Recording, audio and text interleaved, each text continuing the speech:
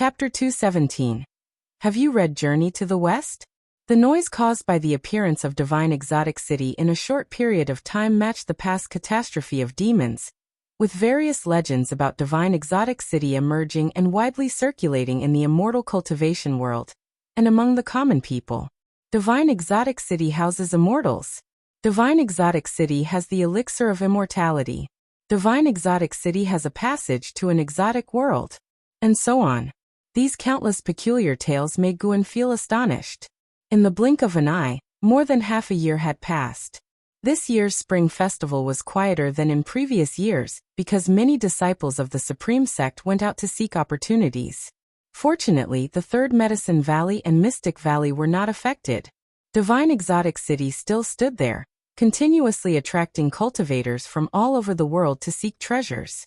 Even the Nine-Fingered Divine Lord, who was temporarily residing in the Supreme Sect, went there, taking Chu Jingfeng with him.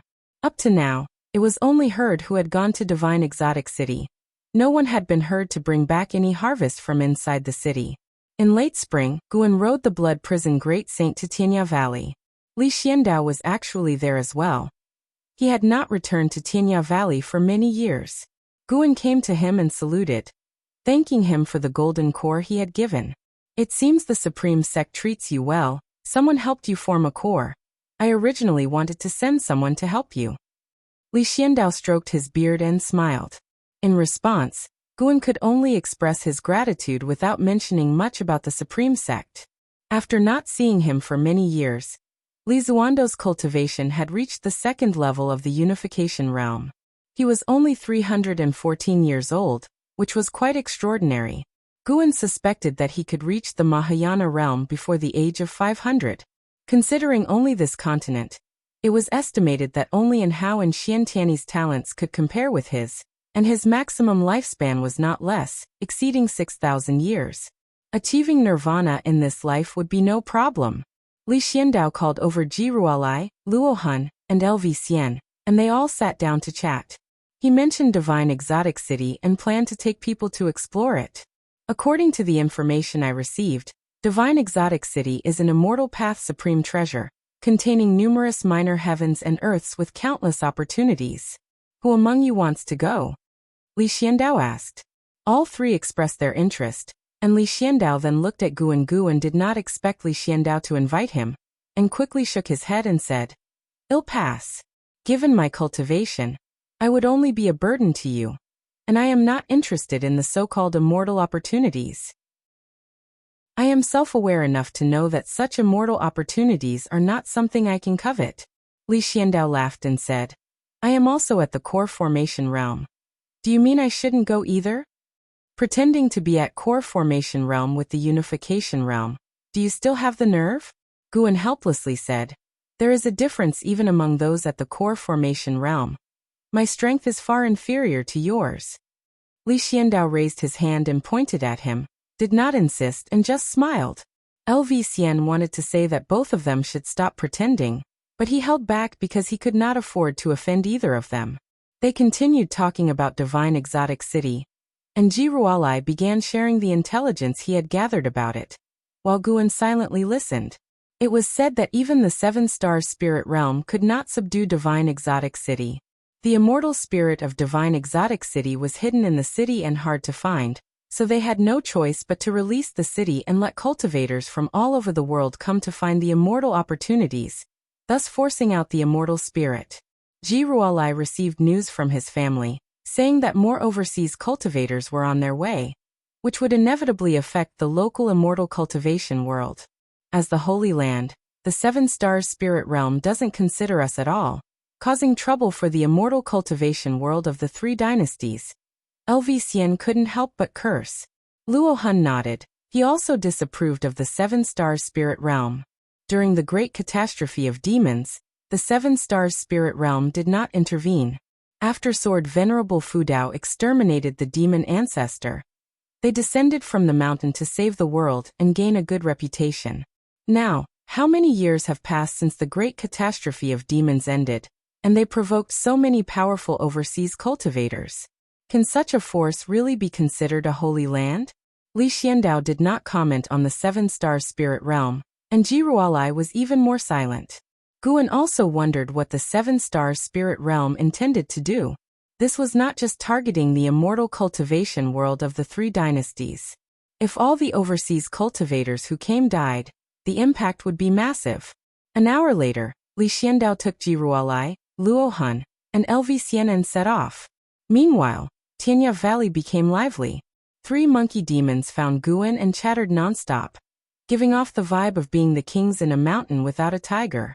The Blood Prison Great Saint also became talkative, quarreling fiercely with Sun San.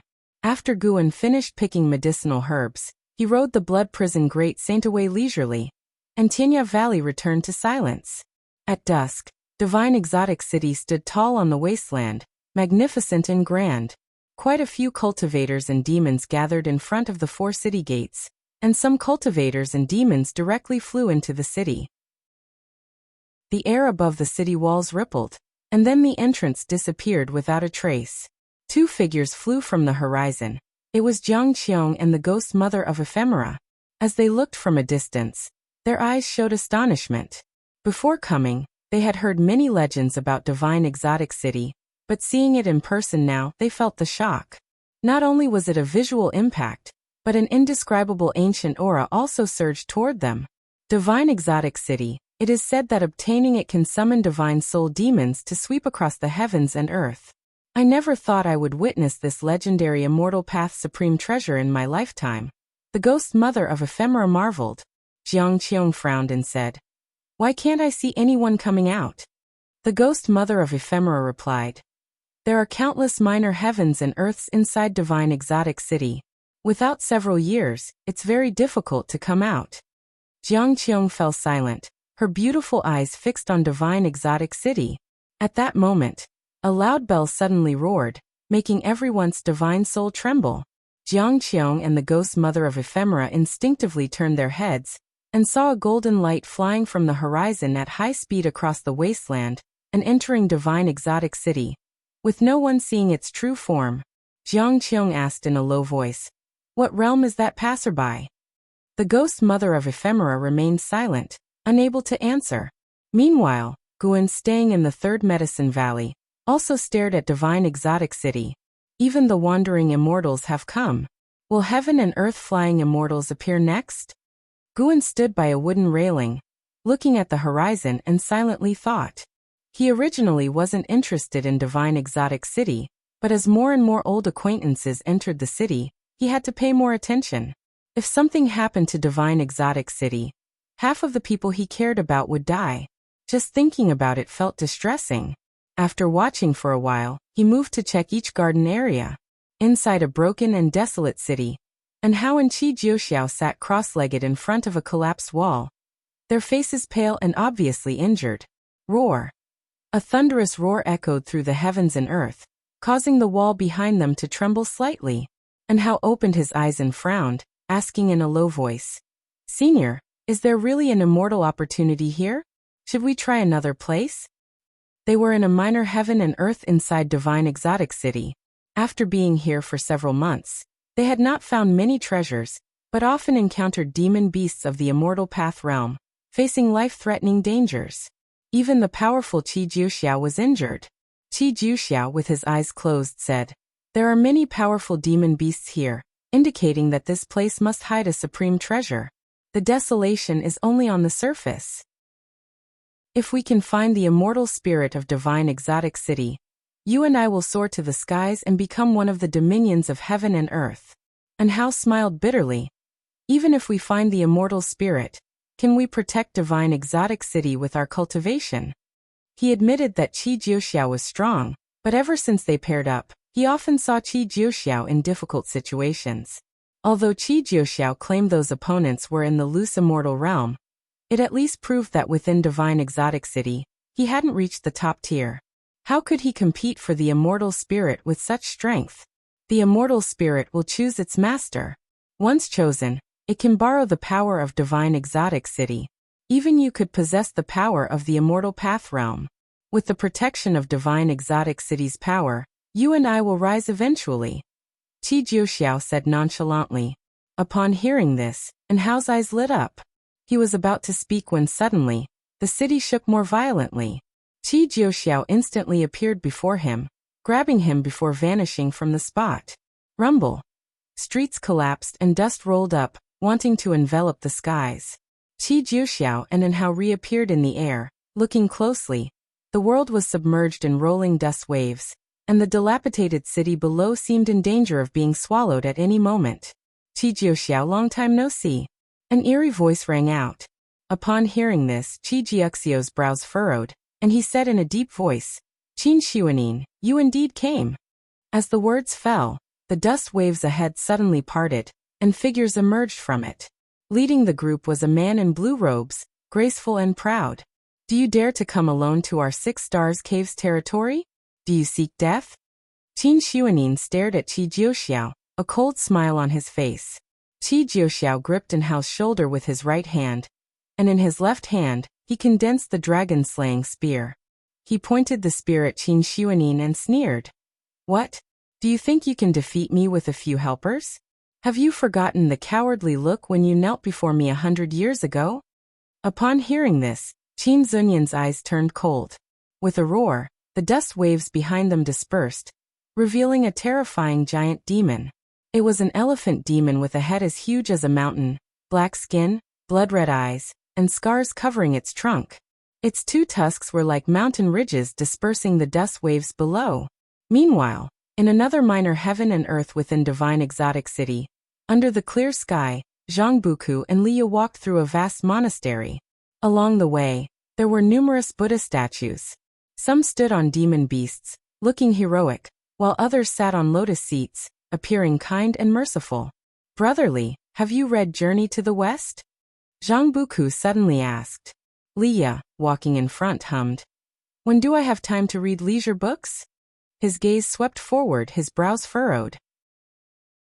Since coming here, he had felt uneasy, as if someone hidden was watching them, making him very uncomfortable.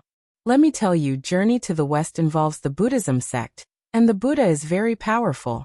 Even the great sage equaling heaven, Sun Wukong, couldn't escape the 5-finger mountain of the Buddha. Zhang Buku began introducing Journey to the West. He didn't actually want to talk about Journey to the West. His senses were sharper than Li Yas, and since stepping into this monastery he felt danger. Strangely, they had walked around several times and couldn't find an exit. The two had a tacit understanding. Neither pointed out this fact and continued to stroll, their minds on high alert. Tap, tap, tap. A stone suddenly fell from the courtyard wall, startling Zhang Buku, who turned to see the stone rolling on the path behind, with no figures of people or demons on the walls around. He released his divine sense, but also failed to detect anything unusual. He turned back, about to say something, and in the next moment his eyes widened. The space in front of him was empty. Liya had vanished. Chapter 218. My master is definitely more powerful than yours. After Liya disappeared, Zhang Buku immediately panicked. He flew into the air, and from above, the vast monastery stretched out endlessly. The interconnected courtyard seemed endless, dizzying to behold. He scanned the area but could not find any trace of Liya. It wasn't just Liya. He couldn't see a single living creature. Thoroughly alarmed, he began to fly around, searching for Liya. Brotherly, he called out loudly, but unfortunately there was no response. The eeriness and horror intensified, making him feel that danger was approaching. No matter where he flew, he saw no human figures or traces. Gradually, he felt that the courtyards he passed by became increasingly repetitive, causing his consciousness to blur. He did not know how long had passed before he gradually descended into a courtyard. The world spun. His eyelids grew heavy. This feeling made Zhang Buku extremely uncomfortable. He half knelt on the ground, supporting himself with his hands, feeling on the verge of fainting. Damn it! I can't fall here. Zhang Buku struggled to maintain his last shred of rationality. He vaguely heard footsteps approaching from nearby. He turned his head with difficulty and saw a blurred, overlapping figure approaching. It seemed to be an old monk in a cassock. The old monk crouched down in front of him. Before Zhang Buku could see the monk's face, he saw the monk's hands, bony and gaunt, like a pair of ghostly claws, with very long nails. These hands alarmed Zhang Buku and instinctively filled him with fear. A faint chirping sound came from afar, making him feel dazed, as if he had heard this sound somewhere before. The old monk beside him stood up and turned to look, his body trembling, seemingly chastising something. Suddenly, the old monk's figure vanished into thin air, and he felt something land on his shoulder. His consciousness quickly cleared, and the world in his eyes returned to normal, no longer shaking. Once he was fully awake, he quickly stood up and turned his head to see a sparrow perched on his shoulder.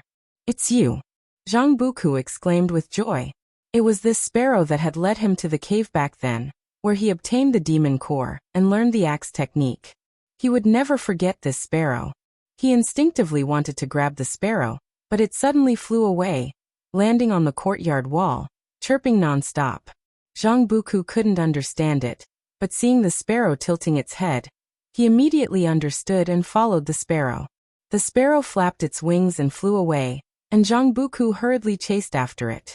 After a while, the sparrow landed on a stone statue along the courtyard path.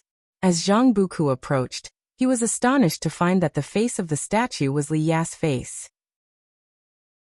The statue's body was a Buddha statue, wearing a cassock with Li Ya's face on it, making Zhang Buku feel very uneasy. He began to call out to Li Ya, but unfortunately, received no response. Guan, in the form of a sparrow, looked at Zhang Buku and sighed inwardly. This kid's physique and cultivation were good, but his divine sense was lacking and needed more practice. Guan flapped his wings, continuously pecking at Li Ya's statue, guiding Zhang Buku. Zhang Buku took the hint and pushed the statue, but nothing happened. Guan landed on the statue's head, using his beak to peck at the statue's face, then looked up at Zhang Buku. "I understand. Move aside." Zhang Buku stepped aside and said in a deep voice. Guan immediately flew away. Zhang Buku swung his fist and smashed the statue's head with a punch. Rumbling, the ground shook violently, spatial ripples appeared in the sky above the monastery, revealing various colors. Soon after, blood-red lights appeared, quickly replacing the clear sky. In less than 3 breaths' time, the monastery was under a night of blood, terrifying and horrifying. Zhang Buku stared ahead and found that all the stone statues had turned into white bones, hideous and terrifying. He leaped into the air. From above, the once boundless monastery now covered a mere 100-jang area. In front of one temple, Liya was tied to an old tree, a ghostly claw covering his mouth and a ghostly hand pressing on his chest, preventing him from breaking free. These 2 ghostly hands' arms extended behind the tree, making one wonder how terrifying their owner was. "Brotherly!" Zhang Buku roared in anger, leaping with a stone axe in hand. Just as he flew into the courtyard, the temple door suddenly opened. "I didn't expect you to see through my formation. Remarkable, young human." A hoarse voice came from the darkness behind the door. Then an old monk in a cassock walked out. His figure was gaunt, his skin dark and covered in corpse spots, and his pupils had lost all color, pale to the extreme. Zhang Buku said nothing and swung his axe, cutting through the mountain. With one swing, the sky and earth trembled. The old monk vanished from his spot, and the temple was split in 2, with the connecting walls shattered, the cut extending outside the monastery. Guan, in the form of a sparrow, landed on a distant eaves, watching the battle unfold. Zhang Buku was no match for the old monk, but Guan could assist with his divine sense. The battle erupted in full scale. The monastery soon turned into a flat field, more and more evil ghosts emerging from the ground and rushing toward Zhang Buku. Zhang Buku was deeply surrounded, fighting more and more valiantly. "Who? Show yourself!" The old monk suddenly shouted in anger. Whenever he was about to kill Zhang Buku, a powerful divine sense would strike him, throwing his divine soul into chaos and making him lose focus. No one answered him, and Zhang Buku was killing with red eyes. Guan multitasked, using divine sense to help Zhang Buku while observing the minor heaven and earth within Divine Exotic City. The powerful restrictions of Divine Exotic City could not stop his limitless freedom step. As long as he locked onto the auras of Zhang Buku and Liya, he could step in instantly. Now he could enter and exit Divine Exotic City freely, utterly unhindered. Entering Divine Exotic City revealed its vastness. The city's minor heaven and earth numbered at least 1,000. Some minor heaven and earth were larger than the entire Taizong dynasty. Combined, the internal space of divine exotic city was likely wider than the entire continent. Guan saw Qi Jiuxiao and Hao being pursued. The pursuers likely from the seven-star spirit realm, led by a loose immortal.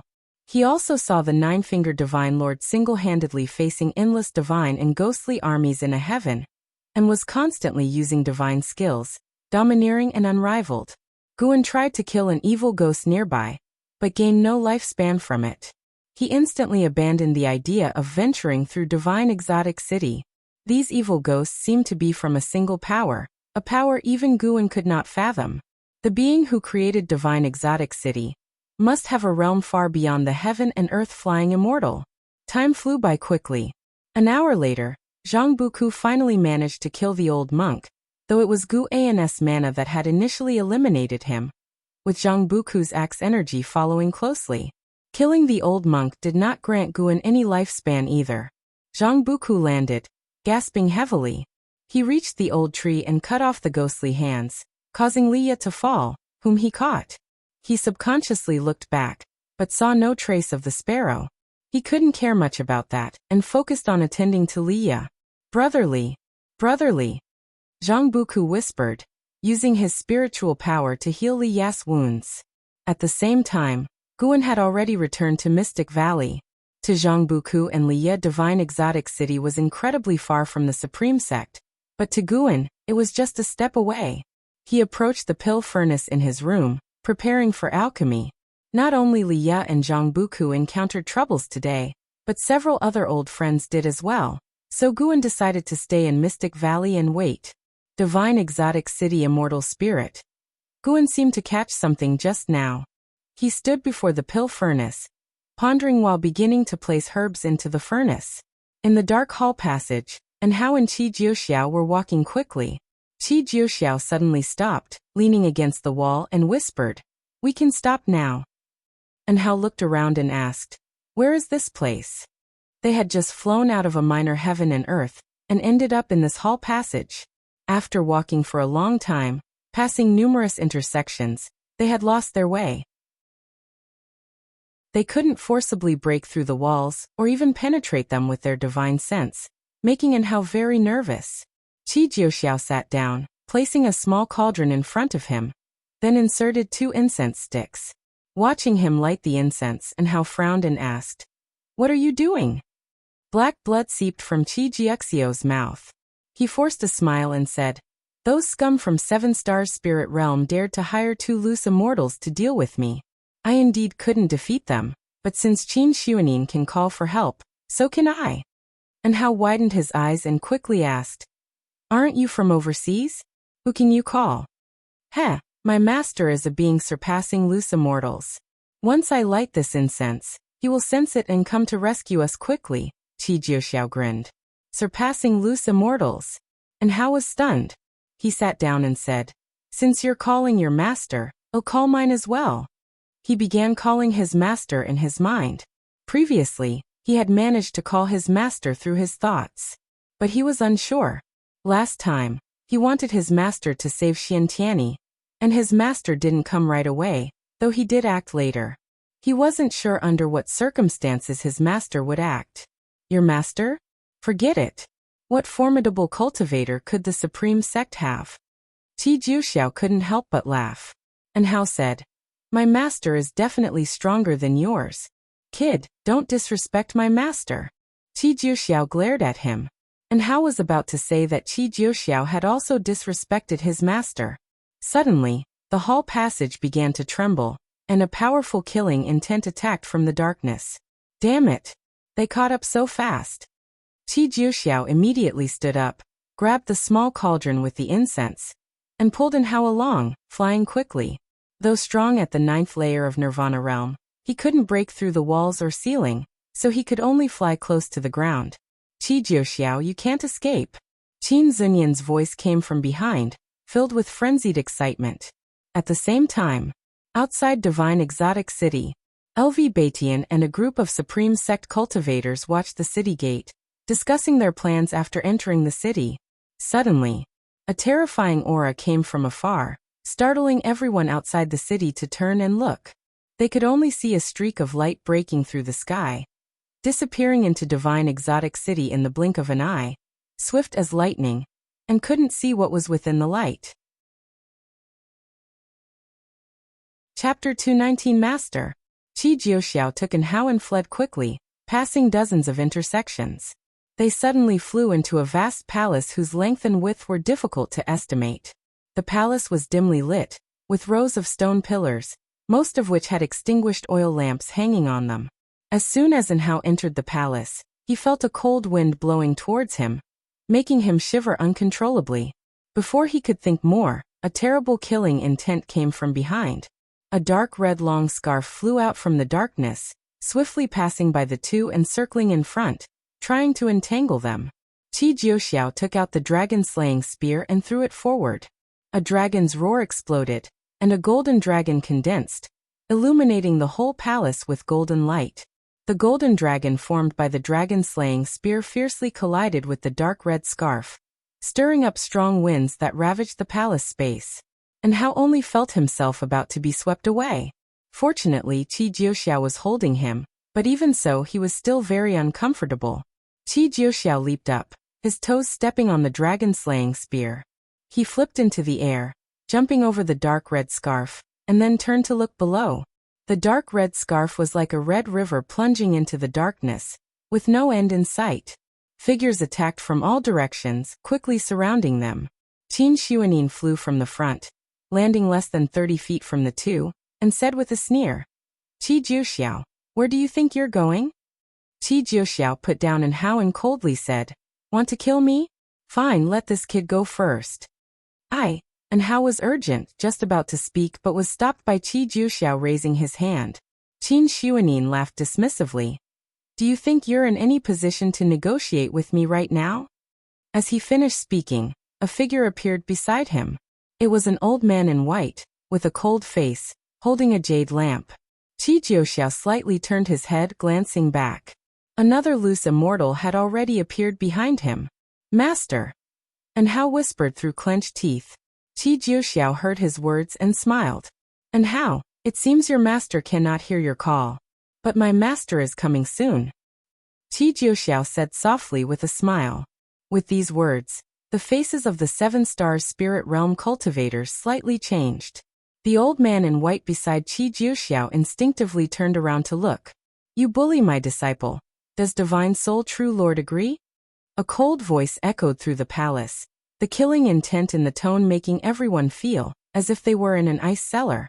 Qi Jiuxiao's face once again showed an unruly and wild smile, looking at Qin Xuanin as if he were prey. The autumn wind blew, lifting the fallen leaves off the ground and gently putting them down again.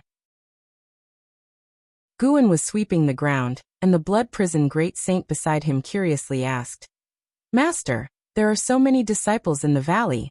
Why do you sweep the ground yourself?" Not only Guan but other disciples were also sweeping the ground in the Third Medicine Valley. However, compared to the vast Medicine Valley, the hundreds of people seemed sparse. It's sometimes good to sweep the ground. Feeling the earth with your hands and feet might lead to some insights. Guan casually replied. He sounded very perfunctory, but his words fell on the ears of the Blood Prison Great Saint, and seemed very reasonable. The Blood Prison Great Saint began to walk back and forth, feeling the earth and nature. Guan looked toward the direction of Divine Exotic City, where 4 wandering immortals had gathered, 2 from the 7 Stars Spirit Realm. One was Qi Jiuxiao's master, and another was Nine-Fingered Divine Lord. Nine-Fingered Divine Lord was leading Chu Jingfeng to search for immortal spirit, while the other 3 wandering immortals were engaged in chaotic battles. Qi Jiuxiao's master had killed 2 loose immortals, and more than a dozen 7 Stars Spirit Realm disciples, attracting 2 wandering immortals. The situation was not good, as Qi Jiuxiao's master had already fallen into a disadvantage. Guan was not in a hurry to take action, first letting Qi Jiuxiao's master fight for a while longer. He had to sweep this area clean. After a while, Guan looked towards the west. Another wandering immortal had arrived.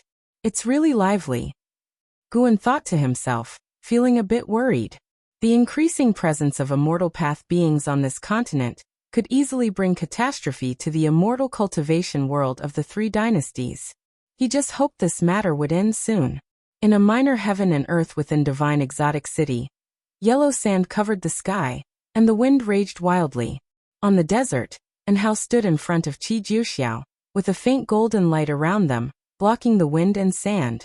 Qi Jiuxiao was sitting and healing his wounds, looking ahead. Booming sounds kept coming, with heat waves, flying leaves, and gold flames entangled and surging. In the distance, mana rainbows flashed brilliantly, shaking the heavens and the earth. The battle of wandering immortals, how terrifying! And Hao could not see the figures of the three wandering immortals. Even with the protection of the formation, he felt his body might turn to dust at any moment, which was an unbearably uncomfortable feeling. Qi Jiuxiao could barely see the wandering immortals battle, and because of that, his face looked even gloomier. His most respected master had already fallen into disadvantage. He realized that doom was inevitable. This time, he had also implicated Hao and his master, which made his fists clench tightly. Damn it! Qi Jiuxiao realized for the first time the power of Seven Stars' spirit realm. Before, he had mainly been active within the territory governed by Star Sea congregations. Even when encountering Seven Stars' spirit realm cultivators, he rarely suffered losses. Now coming to the territory of Seven Stars' spirit realm, he recognized that those people feared not him, but the Star Sea congregations. And Hao turned back and asked nervously, "Senior, what is the situation now?" Qi Jiuxiao was silent, not answering, just staring ahead. Seeing his face darken to the point of dripping water, and Hao knew the situation was bad, making him even more anxious. "Qi Bei, today your disciple must die. If you insist on living and dying with him, then prepare to vanish." A majestic voice rang out, followed by the sound of a zither, causing Hao inside the formation to feel dizzy, with everything in his field of vision shaking. Qi Jiuxiao took a deep breath, then stood up. "Senior, what are you going to do?" And Hao frowned and asked. Qi Jiuxiao did not answer but shouted loudly, "I take full responsibility for my actions. This matter started because of me. Let my master go. I am willing to die to atone." It's not up to you to talk here." An old voice echoed, filled with displeasure. "Master, shut up." With a loud and violent shout, the desert rolled, and black lightning bolts extended from the horizon, as if tearing the sky apart. The battle became more intense. The formation protecting Hao and the others was also shaking violently, causing Hao to sway. He looked nervously ahead and suddenly saw a figure walking through the wind and sand. "Immortal swallowing scorpion. You are truly vicious. Does Seven Stars' spirit realm really belong to the righteous path?" An old voice rang out again, filled with anger. What is righteous and what is demonic? Can you Star Sea congregations really distinguish?" Another voice replied, filled with disdain. Qi Jiuxiao panicked and quickly shouted, "Let my master go. I am willing to die." His gaze instinctively turned to the figure walking through the sandstorm ahead. That figure stepped out of the sandstorm, revealing its true form. A man wearing purple robes, with white hair, a youthful face, and eyes as cold as serpents. He looked at Qi Jiuxiao and coldly said, "Whether you are willing or not, you must die, and your master must also die now." "You!" Qi Jiuxiao was furious, wishing he could rush out and fight the man in purple robes for 300 rounds. But he remained rational, knowing he was no match for his opponent. If he went out, he probably wouldn't withstand even one move, and would only distract his master. Boom. The rolling yellow sand behind the man in purple robes was suddenly scattered. An old man with torn robes and a face covered in blood flew, stepping on a golden ring. Before he could get close to the man in purple robes, a terrifying giant scorpion pincer swept in from the side, directly catching him and pulling him back, disappearing into the sandstorm. "Master!" Qi Jiuxiao shouted hoarsely. The man in purple robes raised his right hand, igniting a strange white flame in his palm. He looked at Qi Jiuxiao and Hao with a mocking smile. He approached the formation step by step, the wind and sand behind him swirling madly, with waves of qi created by mana soaring like dragons, creating a spectacular scene. Just wait for death. Soon, your master will come down to join you. The man in purple robes said coldly. As he finished speaking, he was already less than 10 steps away from the formation. He deliberately approached slowly, tormenting Qi Jiuxiao and in Hao's minds while trying to distract Qi Bei. And Hao looked at him and couldn't help but recall the scene when Xian Tianyi was held back by mysterious cultivators. Just like last time, he was still utterly useless, weak enough to hate himself. He gritted his teeth, closed his eyes, and couldn't help shouting out loudly, "Master!" He screamed with all his might, his voice echoing inside the minor heaven and earth. "Master? What? You also have a master? Can your master compare to Mahayana?" The man in purple robes laughed with more disdain. Before he finished his sentence, a hand suddenly pressed on his shoulder, forcibly stopping him. Qi Jiuxiao's pupils dilated, staring in shock at the figure behind the man in purple robes. The man in purple robes instinctively tried to use divine skills to dodge. He was horrified to find that the mana in his body was solidified and immovable. He tried to use his own qi to break free, but the hand on his shoulder was as heavy as the heaviest mountain in the world, pressing down on him. The more he struggled, the greater the pressure felt. "Do you think I have the cultivation level of the Mahayana realm?" A cold voice came from behind the man in purple robes. And Hao heard it too, and opened his eyes to see. When he saw the scene outside the formation, he was instantly overjoyed. "Master! You finally came!" And Hao looked at Guan with surging emotions, his eyes quickly turning red. Guan, who had displayed the 9 extremes yin-yang body, ignored Hao. He was standing sideways, his left hand pressing on the shoulder of the man in purple robes with a casual posture. Yet the man in purple robes couldn't move. Who are you?" Another voice rang out, filled with fear. As he finished speaking, a figure suddenly appeared behind Guan. It was a man in red robes, dressed extravagantly, exuding powerful energy, holding a short sword, and stabbing towards Guan's lower back. Guan, holding the shoulder of the man in purple robes, vanished into thin air, causing the man in red robes to miss. Before the man in red robes could turn around, he felt an unimaginable force hitting his back. His body uncontrollably fell to his knees on the sand, and then a foot stepped on his back, pushing his spine down. Guan, with his left hand pressing on the shoulder of the man in purple robes, and his right foot stomping on the back of the man in red robes, Su. Chapter 220. The legendary heaven and earth flying immortals. Seeing Guan's fierce suppression of the 2 wandering immortals, Qi Jiuxiao was dumbfounded, while Hao trembled with excitement.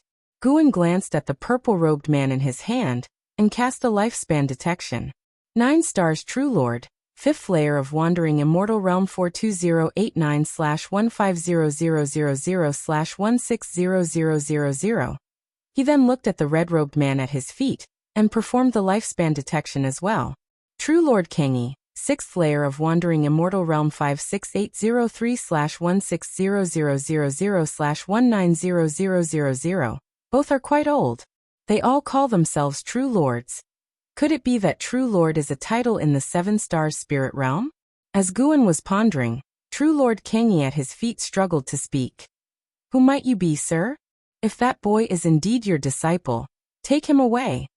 Boom. The whirlwind behind Guan suddenly exploded, darkening Hao and Qi Jiuxiao's vision. A massive black scorpion, as large as a giant mountain, attacked, its pincers clamping towards Guan. Immortal swallowing scorpion. Its speed was insanely fast, so fast that Qi Jiuxiao and Hao couldn't react in time. They only saw the immortal swallowing scorpion attack suddenly, and before they could see it clearly, it exploded. Black venom splattered everywhere, followed by an even more terrifying roar. Rumble. A vast cloud of dust rose behind Guan, covering the sky with black venom. Impossible. The 9 stars True Lord, held by Guan, had his eyes wide open in disbelief. That immortal swallowing scorpion was also in the wandering immortal realm, yet it died instantly? He didn't even see what method Guan used, feeling that as soon as the scorpion's pincers touched Guan, its body exploded. You successfully seized 57,009 years of lifespan from the immortal swallowing scorpion, 2nd level of traveling immortal realm. Seeing the notification, Guan felt slightly satisfied. The immortal swallowing scorpion died under the Taoist gang primal energy, which was manifested by the Ji family's divine skill, Heaven and Earth Path Gang. Whenever someone attacked Guan's body, this divine skill would trigger, killing the attacker. True Lord Kangyi could neither extend his divine sense nor turn his head, but he felt as if he would be annihilated the moment the Taoist gang primal energy exploded. He had never felt so desperate. The opponent had definitely surpassed the wandering immortal realm. How could such a being exist on this backward continent? The 9 Stars True Lord, witnessing the explosion of the Taoist gang primal energy, was even more terrified. At this moment, the 2 wandering immortals lost all will to fight, feeling only endless fear. The longer they lived, the more they feared death. Senior, give. True Lord Kangyi said, trembling. Although Guan did not receive any hostility prompt, True Lord Kangyi dared to let the immortal swallowing scorpion attack him, truly courting death. Guan suddenly exerted force with his right foot, directly crushing True Lord Kangyi's body into blood mist, leaving only a storage bag. The 9 Stars True Lord's eyes widened in despair. From Guan's palm, the breaking path divine light burst forth, instantly reducing him to dust, leaving no trace behind. The storage bag of the 9 Stars True Lord also fell to the ground. The 2 wandering immortals died without any resistance. And Hao and Qi Jiuxiao were stunned. They knew how powerful these 2 wandering immortals were, which made them even more bewildered. 2 notifications popped up before Guan. He successfully seized 20,000 years of lifespan. A figure flew over and landed behind Guan, bowing and cupping his fists. Thank you, Senior, for saving me. It was Qi Jiuxiao's master, Qi Bei. Qi Bei looked extremely miserable, his body oozing black blood. Don't reveal this to anyone, or you'll become my enemy. Guan warned before disappearing into thin air, taking the 2 storage bags with him. Qi Bei looked up, but his divine sense could no longer detect Guan, making him sigh. At this moment, Qi Jiuxiao rushed out of the formation, supporting Qi Bei. Master, are you okay? Qi Jiuxiao asked anxiously. Qi Bei struggled to speak. Bring out the medicine cauldron. I need to expel the poison. Qi Jiuxiao hurried to comply. Soon, Qi Bei entered the cauldron to heal, taking out his prepared medicinal herbs and spirit water. And Hao approached the great cauldron and cautiously asked, "What's the origin of the immortal swallowing scorpion?" Qi Jiuxiao, staring at the great cauldron, said solemnly, "The immortal swallowing scorpion is one of the 9 ancient deadly poisons of the ocean, and the most powerful venomous insect alive today. If an immortal is swallowed by it, they instantly turn into toxic blood. Stung by it, their cultivation dissipates, and gods and Buddhas cannot save them." So terrifying? And Hao was startled, not knowing how to comfort Qi Jiuxiao. Qi Jiuxiao turned to him and asked, "Who exactly is your master?" It's simply, Guan's earlier performance was terrifying. Even though Qi Jiuxiao was saved, he feared Guan's power. It was a fear born from something beyond his comprehension. "I can't reveal my master's name, he forbids it." And Hao shook his head, feeling proud inside. Whenever he encountered a higher realm existence, he would wonder what realm his master had reached. However, his master kept breaking his understanding time and time again. No matter how powerful an entity appeared before his master, they were but ants.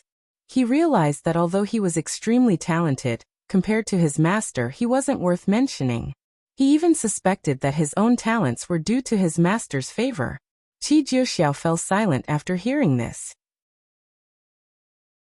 He recalled Guan's previous demeanor, eyes showing admiration. A true man cultivating the immortal path should have such a presence. Elsewhere, Guan did not return to the Supreme Sect, but instead arrived at an isolated island on the sea with one step. He appeared in the forest, quickly sorting through the storage bags of the 2 true lords, destroying suspicious items, and throwing the treasures into his own storage bag. As his storage bag wasn't enough to hold the inheritance of these 2, he had to refine one of their storage bags. After a while, he finally left. He entered his own grotto heaven with one step, emptied everything out, and burned the 9 Stars True Lord's storage bag to ashes. Although he checked and found nothing wrong, he still wanted to be cautious. After doing all this, he returned to the Supreme Sect. He stood on the mountaintop next to the Mystic Valley, gazing into the distance. Although it was easy to kill 3 wandering immortals, he wasn't at peace. He knew things were about to escalate. But he didn't regret it.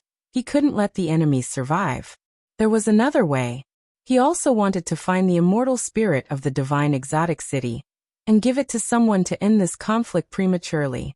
Guan had no interest in divine exotic city, despite its power, because its karma was too great.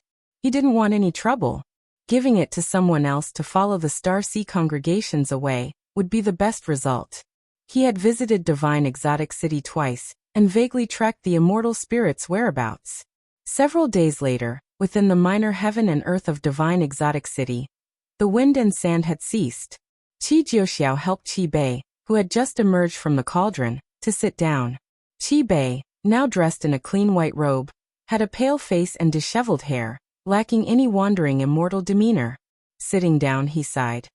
I didn't expect divine exotic city to attract a heaven and earth flying immortal. And Hao's face showed curiosity upon hearing this.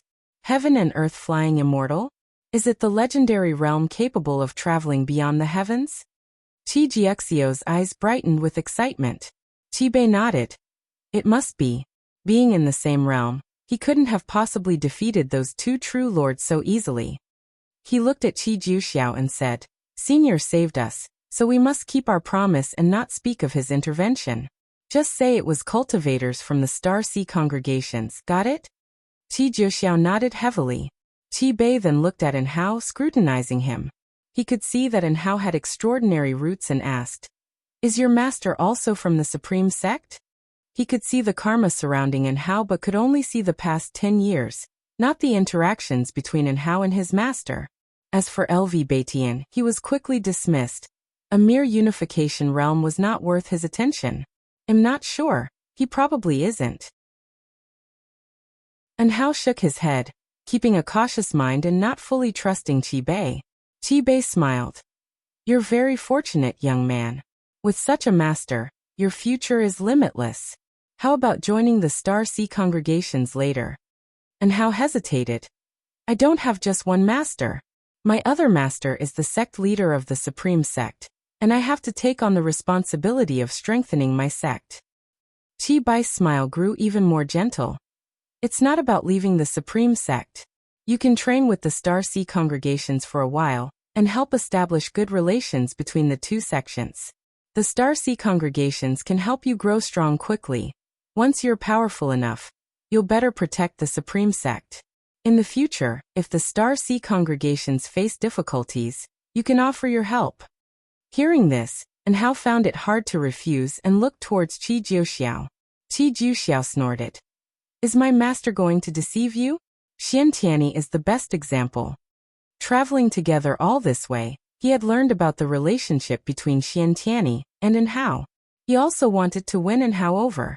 Winning over Hao meant winning over the heaven and earth flying immortal from a few days ago. A heaven and earth flying immortal. The Star Sea congregations had produced such beings, but those were legends, and he had never seen one with his own eyes. Hao hesitated for a while but finally nodded in agreement, bringing smiles to Qi Bei and Qi Jiuxiao. Qi Bai's smile faded as he said, I haven't completely expelled the immortal swallowing scorpion's toxin. Let's leave divine exotic city to avoid the 7 stars spirit realm's pursuit. But divine exotic city? Qi Jiuxiao hesitated. Qi Bei glared at him angrily. There is a heaven and earth flying immortal in divine exotic city, along with other wandering immortal presences.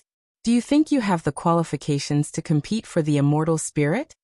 Qi Jiuxiao immediately backed down, scratching his head with an awkward smile, not daring to insist further. Hao felt some regret, but leaving now wouldn't be a loss.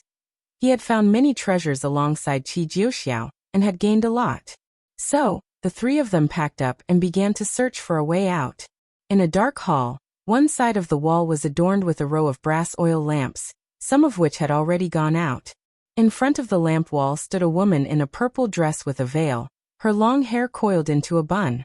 Her revealed eyebrows were delicate, but the coldness in her eyes added a sense of mystery to her aura.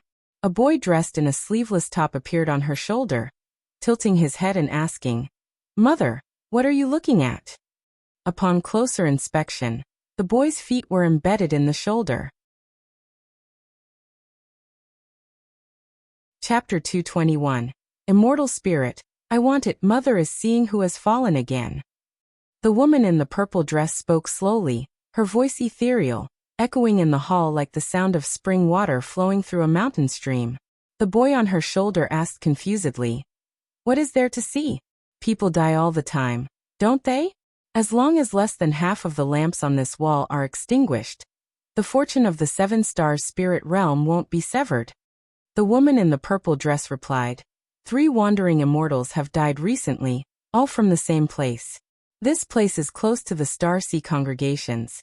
I don't know if it's their plot or if someone else is causing trouble in the dark. The boy followed her gaze to the oil lamps on the wall and began to ponder. At this moment, footsteps echoed from the darkness behind, and an old voice said, "Cave Master, the spirit mirror is showing divine sense fluctuations." When the woman in the purple dress heard this, she turned and walked into the darkness. The boy on her shoulder turned his head to look, his clear eyes drawn to the oil lamps on the wall. Under the night sky, in a dilapidated city, the 9-fingered Divine Lord sat meditating in front of a fire, with Chu Jingfeng sitting next to him. Chu Jingfeng occasionally glanced into the distance. Beneath the moonlight, dense fog surged, vaguely revealing terrifying ghostly shadows. "Can you feel it?" the 9-fingered Divine Lord suddenly asked. Chu Jingfeng's thoughts were pulled back, and he cautiously asked, "Master, feel what?" The 9-fingered Divine Lord whispered, "It is approaching." "Who is it?" "The immortal spirit of divine exotic city." Chu Jingfeng's eyes widened, and his breath quickened. Since coming to divine exotic city, he had learned about the immortal spirit from the 9-fingered Divine Lord. As long as the immortal spirit accepted a master, one could control the great power of divine exotic city. The immortal spirit's choice of master was not solely based on cultivation level. It might also depend on fate, which was why so many non-immortal path realm beings came to adventure here. Chu Jingfeng did not dare to hope that he could obtain divine exotic city, but he hoped his master could. The stronger his master became, the more benefits he would get. Moreover, from the bottom of his heart, he was grateful to the 9-fingered Divine Lord. It was the 9-fingered Divine Lord who had given him a chance to be reborn. The 9-fingered Divine Lord stopped speaking and continued absorbing energy. Chu Jingfeng then began to imagine what might happen next. After entering the city with the 9-fingered Divine Lord, he had witnessed many battles. No matter how strong the demons and ghosts were, they were no match for his master. He believed that as soon as the immortal spirit appeared, his master would inevitably control it, and thus dominate divine exotic city. The moon set and the sun rose. The sun rose in the east outside the city. Chu Jingfeng was practicing qi absorption cultivation, when he suddenly felt the ground tremble. He opened his eyes to find the surrounding buildings shaking. The 9-fingered Divine Lord, who was sitting opposite him, slowly stood up. Before Chu Jingfeng could ask, the 9-fingered Divine Lord raised his hand, and both of them soared into the sky. Chu Jingfeng looked down and his eyes widened in fear. He saw endless demons and ghosts appearing in all directions, surging like black waves, engulfing the city's buildings and stimulating his eyes. This is the true power of divine exotic city, the divine soul demons. Over countless years, an endless number of divine soul demons have accumulated here. This is a force that can overthrow the mortal world. The 9-fingered Divine Lord spoke indifferently, looking into the distance. Before Chu Jingfeng could respond, the 9-fingered Divine Lord raised his right hand and pressed down. Boom! The city below instantly collapsed, and countless divine soul demons dissipated into ghostly mist. It seemed as if the entire earth was collapsing, with dust flying up, turning the sky and ground murky. Chu Jingfeng vaguely heard a child's playful laughter, like a ghost, giving him goosebumps. Divine Exotic City East Gate. The gate stood open, and from outside, the streets inside appeared empty. Suddenly, the space inside the gate rippled, and 3 people emerged. Qi Bei, Qi Jiuxiao, and In Hao. The 3 of them walked 10 steps forward. And Hao turned to look back, seeing the majestic city gate of Divine Exotic City. and sighed in relief. Finally, they were out. And how? A voice came from afar. And Hal looked and saw a group of cultivators in the distance, including LV Batian. And Hal quickly called out, "Master!" He was about to go over, but Chibei blocked him. "From now on, do not acknowledge your association with the Supreme Sect," Chibei said sternly, his gaze fixed on the distance. And Hal frowned and asked, "Why?" "They are here." Chibei's expression turned serious. He raised his hand, pulling out a magic artifact, ready for battle. Qi Juxiao also took out the dragon-slaying spear, cursing under his breath. "It's troublesome to be in the territory of the 7-star spirit realm. These guys move fast." After 7 days and the fall of 2 wandering immortals, it's impossible for the 7-star spirit realm not to have noticed. Chibei said calmly. Qi Juxiao looked at him and asked, "Master, what do we do?" Chibei sneered. "If the 7-star spirit realm makes a move, our Star Sea congregations will respond in kind." Hearing this, Qi Juxiao showed a smile of delight. He turned to look into the distance, his face lighting up with excitement. "So it's you, Chibei of the Qi family from the Star Sea congregations. Do you know the consequences of killing our disciples in the territory of the 7-star spirit realm?" An icy voice echoed through the sky, the killing intent in it sending a chill down the spines of all beings outside the city. The disciples of the Supreme Sect quickly stood up, nervously looking into the distance. Terrifying auras erupted from all directions, shaking the earth and mountains. And Hal looked around and found that they were surrounded. Such a fearsome aura. Could it be from wandering immortals as well? He was secretly alarmed, his eyes turning towards Chibei, wondering if the senior could hold out. When would the wandering immortals of the Star Sea congregations arrive? "Oh, so this land belongs to the 7-star spirit realm. I thought you had long abandoned it." A domineering voice rang out, opposing the previous wandering immortal of the 7-star spirit realm. Chibei clearly recognized the owner of this voice, a smile appearing on his face. The true battle of the wandering immortals was about to begin. The world was desolate, and smoky ghostly mist pervaded the land. Chu Jingfeng stood on a gourd, surrounded by a faint light veil. His eyes were fixed ahead. The 9-fingered Divine Lord stood bare-chested, surrounded by fiery energy, his hair wild, looking like a war god, his posture imposing. In front of the 9-fingered Divine Lord floated a fiery red phoenix, its wings spanning 1,000 feet, flapping as fiery waves surged, like dragons sweeping towards the 9-fingered Divine Lord. "Humph. Since you refuse to bow, I can only subdue you." The 9-fingered Divine Lord spoke, his eyes cold, his body covered with black runes crawling and horrific. With those words, he suddenly charged towards the phoenix. The phoenix let out an ear-piercing screech, flapping its wings once more. The surrounding dust waves scattered, revealing terrifying ghostly figures, each 100 feet tall, clad in battle armor, wielding long weapons, like ancient divine generals, exuding an unrivaled aura.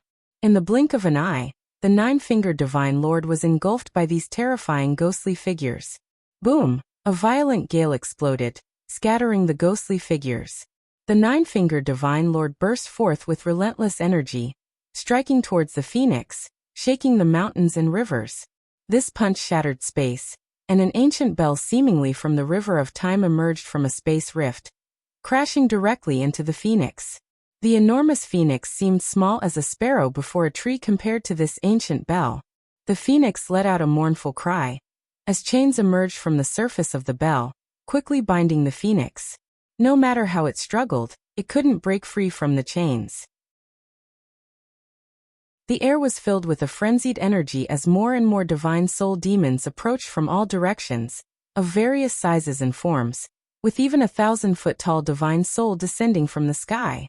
The 9-fingered Divine Lord faced countless enemies alone, his punches and kicks like the wind, shaking the mountains and rivers, unstoppable. Chu Jingfeng stood on the gourd, his blood boiling as he looked on. Though he couldn't see the specific movements of the 9-fingered Divine Lord clearly, seeing those divine soul demons being destroyed one after another, he could feel the immense power of the 9-fingered Divine Lord. So strong. At this moment, Chu Jingfeng even felt that the sword Dao was not the ultimate path. The path of the physical body was the strongest. The world roared, and the earth continuously raised dust. No matter how many divine soul demons the nine-fingered divine lord eradicated, there were always more to come. Rumble. An enormous shadow rose at the edge of the world, like a mountain towering up, awe-inspiring. Chu Jingfeng looked from afar, feeling a chilling aura. What is that? He thought, terrified. Before he could think further, the mysterious giant shadow stepped out from the dust waves that covered the sky. It was a figure 10,000 feet tall, with a strong build, each muscle like a rocky mountain, exuding a power that made all living things fear. It was entirely black, with disheveled hair, wearing only armored pants, and holding a massive axe in its hand. Wielding the axe in both hands, it swept forward. The force of the axe, even without reaching, sent a devastating wind along its path, nearly flinging the gourd Chu Jingfeng stood on. The nine-fingered divine lord appeared in front of the gourd out of thin air, throwing a punch. Dong! The deafening roar echoed, as the nine-fingered divine lord met the mysterious giant's axe with his own power.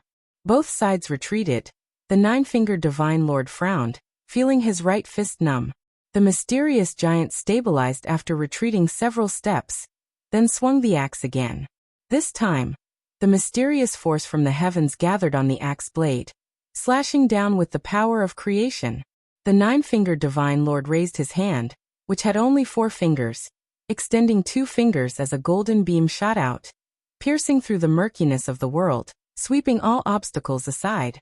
Boom! The 10,000-foot-tall giant shadow was annihilated by the golden light, leaving a vacuum in the world, and a huge canyon appeared below, astonishing Chu Jingfeng. The nine-fingered divine lord turned and flew towards the phoenix. The phoenix was still trapped by the ancient bell, unable to move. Just as the nine-fingered divine lord was about to approach the phoenix, a figure appeared out of thin air, raising a hand to capture the phoenix. The phoenix with wings spanning 1,000 feet shrank to the size of a palm. Who are you? The nine-fingered divine lord asked in a deep voice. He didn't rashly advance, as he couldn't gauge the person's strength. Guan, in his 9 extremes yin-yang body form, turned to the nine-fingered divine lord and said, "The immortal spirit, I'll take it." The nine-fingered divine lord's face instantly twisted with rage and Chapter 222. Divine exotic immortal spirit recognizes its master. Facing the furious nine-fingered divine lord, Guan remained composed. Holding the phoenix, he said, "Feel carefully, and you will understand that this karmic consequence is not something you can bear."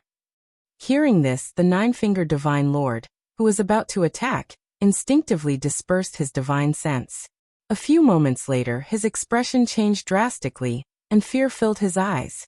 The divine soul demons were still pouring out, throwing themselves at them recklessly, their roars echoing through the heavens.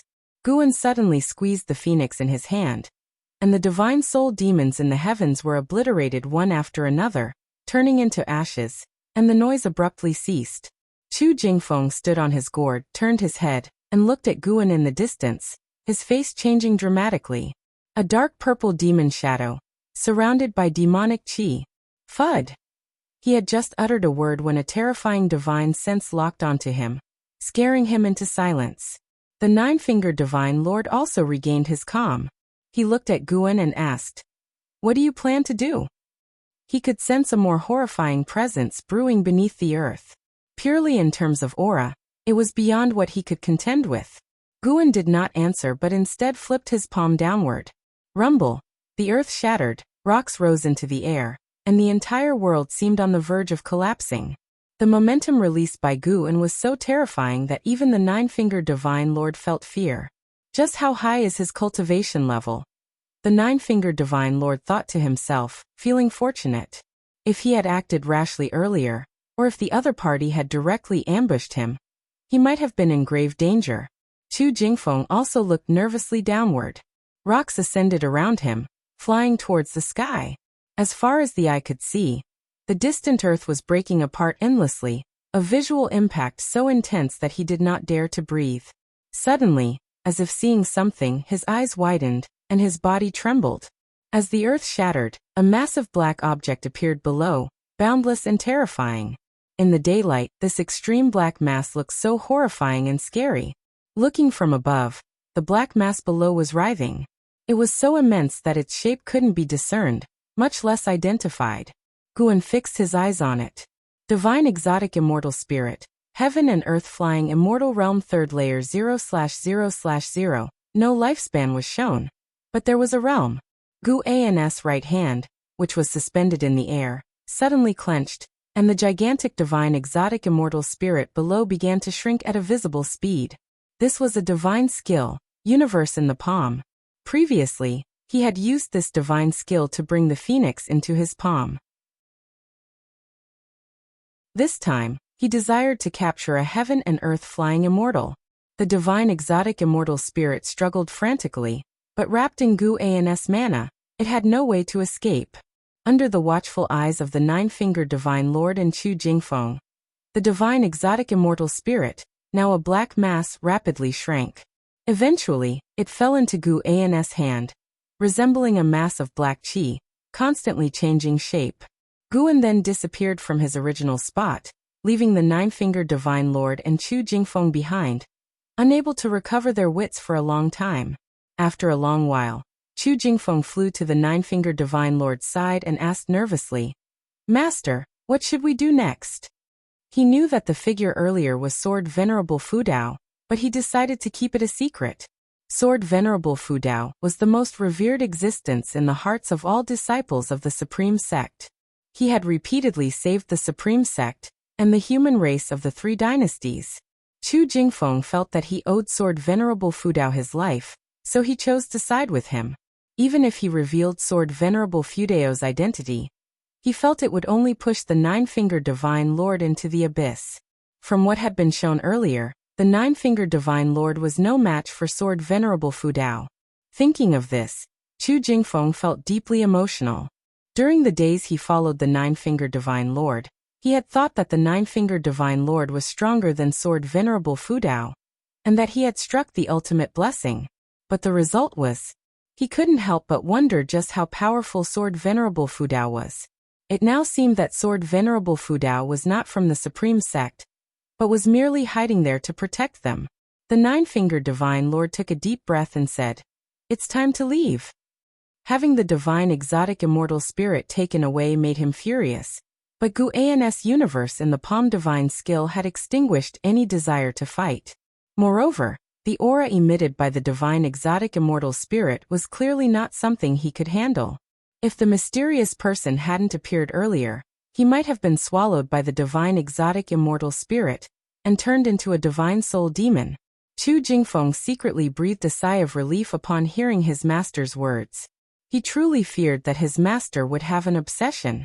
After wandering through Divine Exotic City for so long, he had already reaped some rewards and was eager to return to the Supreme Sect to meditate in seclusion. On the other side, Guan arrived at the most secluded minor heaven and earth. There were no living beings here. The sky was dim, and the ground was dotted with trees that looked like evil ghosts. He glanced at the divine exotic immortal spirit in his hand, no longer struggling but trembling. Just as Guan hesitated about whom to give it to, it suddenly burst open and then drilled into Guan's palm. The process was extremely quick. When Guan wanted to stop it, he suddenly felt its emotions. It was pleading. Guan fell silent. Soon, he felt his mana merging into the divine exotic immortal spirit's body. This was a process of accepting a master that he had never experienced before. He was taking control of the divine exotic immortal spirit and the entire divine exotic city. A 30-minute incense time later, the divine exotic immortal spirit reappeared, condensed in Guan's palm. From now on, Guan was the master of the divine exotic immortal spirit and the master of divine exotic city. This made him feel somewhat complicated. If he had forcibly stopped it earlier, the divine exotic immortal spirit would have turned to ashes, so he had to accept it. Of course, now Guan could easily squeeze the divine exotic immortal spirit, causing it to cease to exist. After accepting the master, Guan gained more understanding of divine exotic city. Even if the divine exotic immortal spirit was destroyed, as long as divine exotic city remained, A new divine exotic immortal spirit would be born. Whether it was the same one was unclear, as it resisted death much. Master. The voice of the divine exotic immortal spirit echoed in Guan's mind. Sounding like a young boy, Guan asked, "Can you share your power with others, hiding the fact that I am your master, and making others appear as your master?" The divine exotic immortal spirit wiggled in his palm, suddenly transforming into a small black figure. It had no hair or facial features, just a body resembling a 5 or 6-year-old boy, standing about 10 centimeters tall. The divine exotic immortal spirit tilted its head, considered it for a moment and said, "It can be done, but wouldn't you be unhappy?" Guan replied, "No. I want you to protect one of my juniors, but you must not reveal my presence to him. You have to pretend that he is your master." Upon hearing this, the divine exotic immortal spirit nodded obediently. Guan disappeared with it. He arrived in another realm, a dense forest where Liya and Zhangbuku were resting. Guan directed the divine exotic immortal spirit with his mind to find Liya. The divine exotic immortal spirit immediately leaped from his hand and went to find Liya. In divine exotic city, the person Guan cared most about was undoubtedly Liya. Although Liya had numerous opportunities, he was clearly far behind geniuses like Hao and LV Xian, so Guan decided to help him. As for Hao, whether he had divine exotic city or not, he would eventually rise. If he joined the Star Sea congregations, he would possess immortal treasures no less powerful than the dragon-slaying spear. Even without a fake immortal treasure like divine exotic city, the dragon-slaying spear was highly powerful, allowing Qi Jiuxiao to display power comparable to a loose immortal. The divine exotic immortal spirit hopped along its way, its aura elusive, unnoticed by Liya and Zhangbuku as they meditated. When the divine exotic immortal spirit landed on Liya's shoulder, a sudden scare made him instinctively open his eyes. Screech! The divine exotic immortal spirit called out and then plunged into Liya's face, startling him to his feet. What was that? Liya kept touching his face but felt nothing. Zhangbuku, equally startled, rushed over. Upon learning that something had entered Liya's body, Zhangbuku panicked. The two fumbled around, even using their divine senses to scan, but found nothing strange. After a while, Liya suddenly stopped, his expression peculiar. "Brotherly, are you okay?" Zhangbuku asked nervously. Liya took a deep breath, looked at Zhangbuku, and said with a complicated expression, "Brother, I think I have been accepted as the master by an immortal spirit." "What?" Zhangbuku's eyes widened, unable to believe his ears. "Is it true?" "It is. Why you? What do you mean? Am I unworthy?" "How are you worthy?" "You. Show some respect. I can command divine soul demons. If you want to leave, it will be up to me." "Brotherly. We are supposed to live and die together as brothers. You dog. Stop talking like that." In the distance, Guan listened to Liya and Zhangbuku bicker. Under the demonic qi, a smile appeared on his lips. He turned around and disappeared once more. He was the true master of divine exotic city. Within its confines he could see all the minor heavens and the divine soul demons hidden beneath each. The number of divine soul demons was indeed staggering, and the entire divine exotic city was still in a state of recovery. It would only grow stronger until it became a true immortal treasure once more. Immortal treasures existed eternally. Even if severely damaged, they could recover on their own, making Guan view them differently. Guan planned to harvest the heavenly materials and earthly treasures in divine exotic city. Now everything in the city belonged to him, and was not to be shared with anyone else. Under the rolling thunderclouds, Jiang Qiong sat meditating on the edge of a cliff, below which a majestic river of lava surged, occasionally sending hot waves crashing against the mountain sides. She opened her eyes and frowned. Why hasn't she returned yet? Jiang Qiong muttered to herself. She and the ghost mother of Ephemera had entered divine exotic city together. They had arrived in this world 2 days prior. While Jiang Qiong was healing, the ghost mother of Ephemera had said she would go to scout, but 2 days had passed, and she had not returned. Jiang Qiong was worried. Though she did not consider the ghost mother of Ephemera particularly trustworthy, their long companionship had made her reliant on the ghost mother of Ephemera's abilities. Could the ghost mother of Ephemera be in trouble? She was so cautious. What could have ensnared her? Jiang Qiong sank into thought. If the ghost mother of Ephemera was in danger, surviving alone, let alone obtaining the immortal spirit, would be nigh impossible. Chapter 223 Guan's fantasy. Jiang Qiong grew more uneasy the more she thought about it.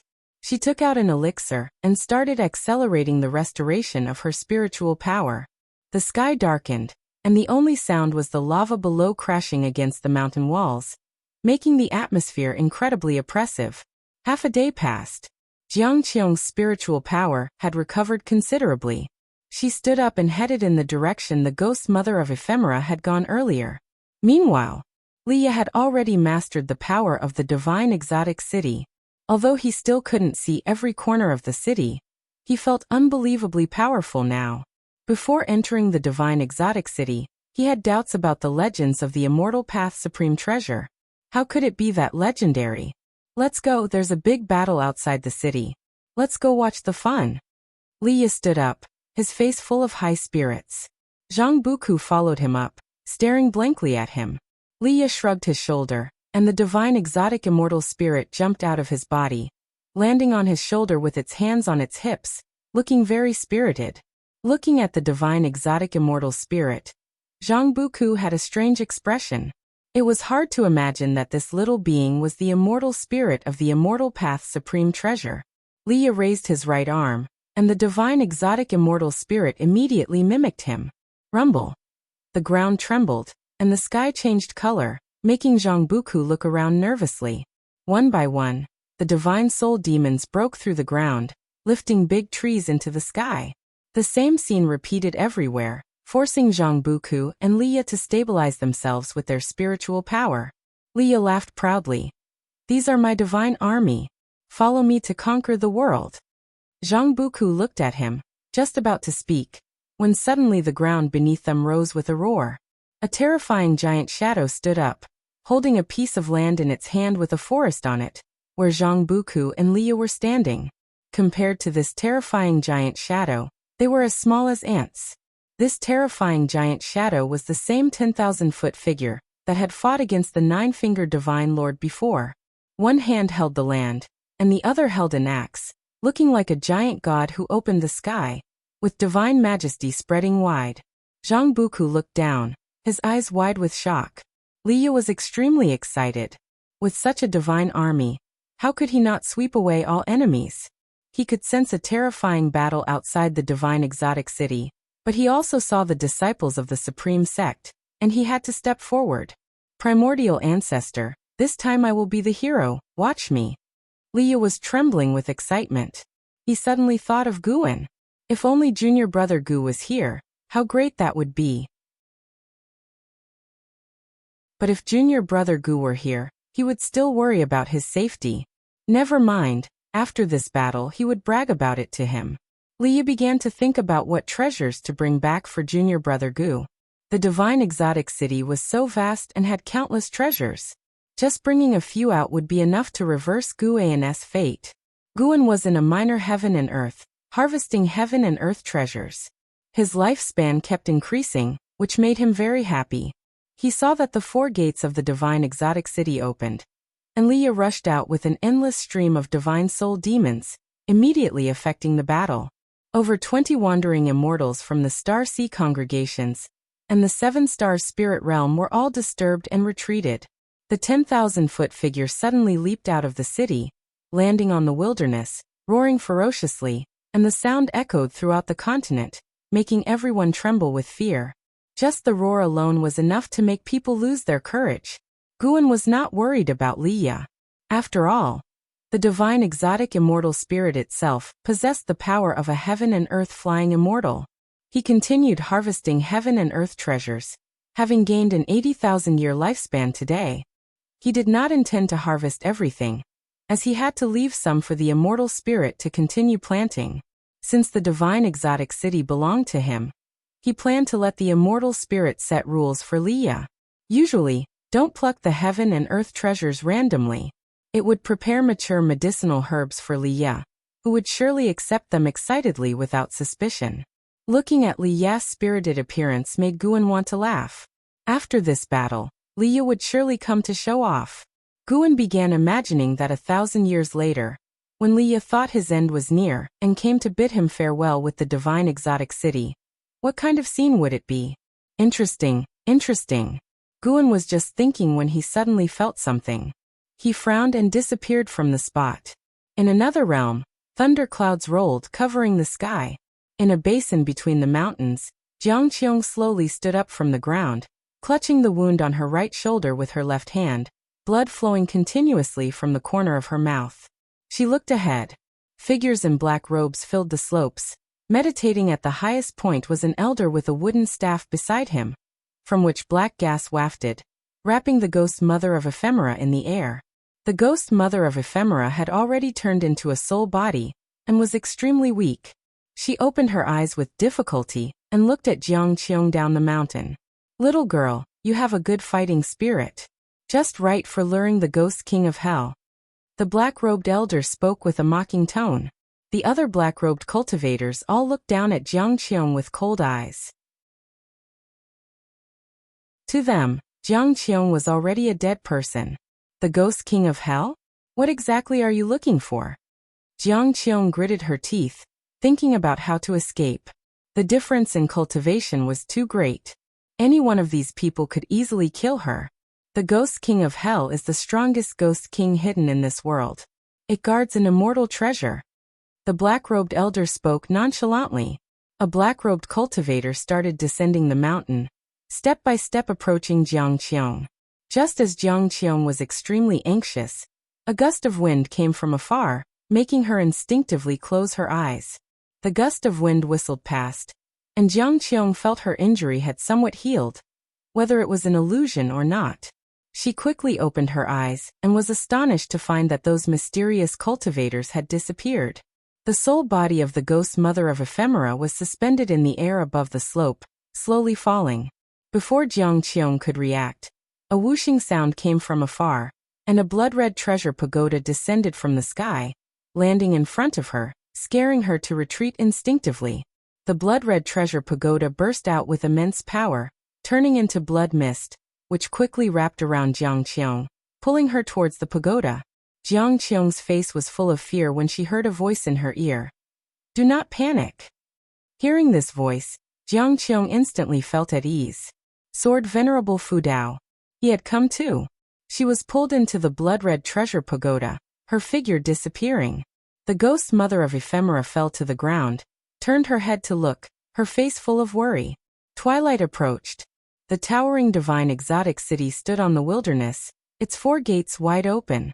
Cultivators continuously flew out, appearing as if they were being thrown out by some force instead of flying out on their own. Li Ya stood on a high slope at the edge of the ruins, the divine exotic immortal spirit standing on his shoulder, guarding him. 2 figures appeared beside him, one being Qi Bei, the master of Qi Jiuxiao, the other a middle-aged man in luxurious white robes, with a commanding presence. "I am the Sea Lord of the Star Sea Congregations, Nan Fengtian. After this battle, the 7 Stars Spirit Realm will surely hold a grudge against you. You possess the immortal treasure, and relying solely on your own strength might not be enough to protect it. Come back with us to the Star Sea Congregations. We will train you as a true disciple, treating you better than Xian Tianyi." The man in white robe spoke. Qi Bei followed. "The Star Sea Congregations is a great righteous sect. Many cultivators from the Supreme Sect are your seniors, so you can join without worry." Li Ya looked at the divine exotic city and said, "Thank you both for your kindness. I am willing to join the Star Sea Congregations, but can I visit the Supreme Sect first?" He was not foolish. After this battle, he had to choose a power to lean on. LV Batian had also just sent him a message, advising him to ally with the Star Sea Congregations. Nan Fengtian smiled. "Of course, we also want to visit the Supreme Sect. I heard the Supreme Sect hides a great cultivator stronger than a loose immortal, named Sword Venerable Fu Dao. This indicates the Supreme Sect's great chi fortune. It's a treasure land." Li Ya smiled, thinking that Sword Venerable Fu Dao was his primordial ancestor. It was not the supreme sect's good fortune, but the sect had benefited from the Li family's chi fortune. Of course, he wouldn't say this out loud to avoid causing trouble for his primordial ancestor. They continued chatting. Liya wanted to take 2 companions, Zhang Buku and Guan. Hearing that Guan was only in the foundation establishment realm, Nan Fengtian advised against taking him, as his cultivation was too low. Without a nascent soul, joining the Star Sea congregations recklessly would only lead to setbacks, especially since Liya couldn't always look after him. As for Zhang Buku, his strong chi blood made him an excellent candidate. Liya frowned, not very happy. Qi Bei had to continue to persuade him, describing the atmosphere in the Star Sea congregations at length, and only then did Liya give up. Far in the 3rd Medicine Valley harvesting medicinal herbs, Guan pouted. What foundation establishment realm? I had already formed my core. Guan inwardly sneered, having no intention of joining the Star Sea congregations. The Star Sea congregations had too many old monsters, making it unsafe. Unlike the Supreme Sect, where Guan was already the strongest, he had absolute confidence staying there. Seeing that Liya allied with the Star Sea congregations, Guan felt completely relieved. In the divine exotic city, he had harvested 1,500,000 years of lifespan, pushing his lifespan past 1,000,000 again, putting him in a great mood. He planned to revisit the divine exotic city after some time. Even if Liya went to the sea, with his cultivation level, he could hardly escape Guan's divine sense. Besides, Guan had established a soul connection with the divine exotic city, ensuring he could track it wherever it went. Liya had begun expelling the adventurers from the divine exotic city. Guan had not only given Jiang Qiong an immortal treasure, but also given Zhen Qin one. Immortal treasures could merge into the body, making them hard to detect. Once Yilan was unsealed and her maximum lifespan increased, Guan would give her an immortal treasure too. The divine exotic city held many immortal treasures. Controlling it brought unimaginable gains. Guan couldn't help but hum a little tune. Though he was hiding in the Medicine Valley, he could benefit those around him, making him feel truly great, deeply hiding his work and name. One day, when his companions discovered the truth, how much gratitude would they feel? Guan started to imagine again. Night fell and a night passed. At dawn, Guan saw Liya store the divine exotic city within himself and then, under the guidance of Nan Fengtian and others, head back to the Supreme Sect. They wanted to leave the continent early to avoid any mishaps. Guan arrived early at the Mystic Valley and followed the disciples in their exercises. Just as they finished, Liya came flying from the horizon, directly into the Mystic Valley.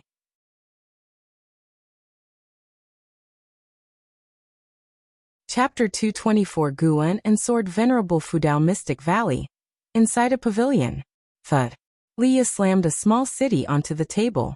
This small city was only the size of a palm, but a closer look revealed that its structure was extremely detailed and complex. It was indeed a miniature version of Divine Exotic City. He raised his chin, looking very proud. Guan looked at Divine Exotic City and curiously asked, "What kind of carved artwork is this?" Liya's mouth twitched and he glared. "This is Divine Exotic City." Upon hearing this, Guan's face showed a look of shock, which made Liya feel quite pleased, but Guan's next words almost made him faint with anger. "Amazing, senior brother. You actually made a replica of Divine Exotic City."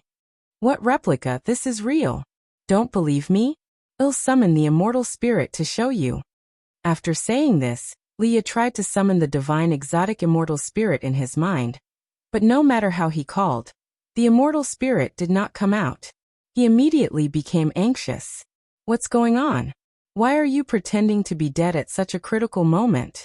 Guan almost burst out laughing, but fortunately, years of honing his acting skills had made them flawless. He pretended to try lifting Divine Exotic City, with a puzzled expression. As the whole pavilion trembled, he was unable to lift the city. Could it be real? Guan muttered. Liya couldn't care less about cursing the Divine Exotic Immortal Spirit in his mind. He said proudly, "Do you know how many great cultivators are inside Divine Exotic City?" He began to recount his experiences, not mentioning that the immortal spirit had approached him first, but instead claiming that he had gone through various trials to win the immortal spirit's recognition. Guan listened with admiration. Who knew his acting was so good? If it weren't for me personally handing it to you, I might have believed you got it through the trials. Guan was only teasing in his mind, outwardly agreeing to satisfy Li Ya's vanity. Li Ya focused on describing his battles with the immortals from the 7-star spirit realm, making Guan exclaim in surprise from time to time.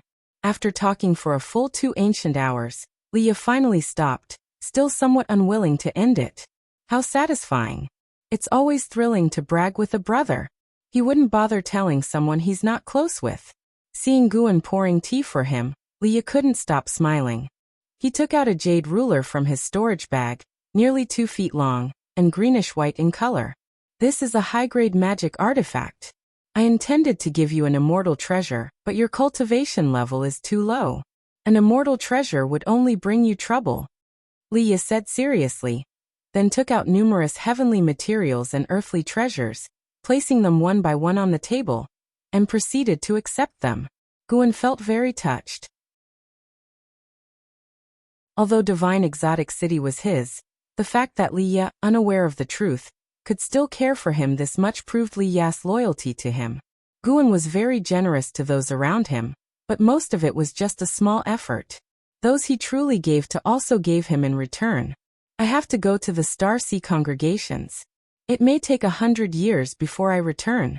Don't miss me too much, Li Ya said proudly, though he felt reluctant inside. 100 years was too long. No one could predict what would happen in 100 years. He also worried about Guan, but he had his own path to follow.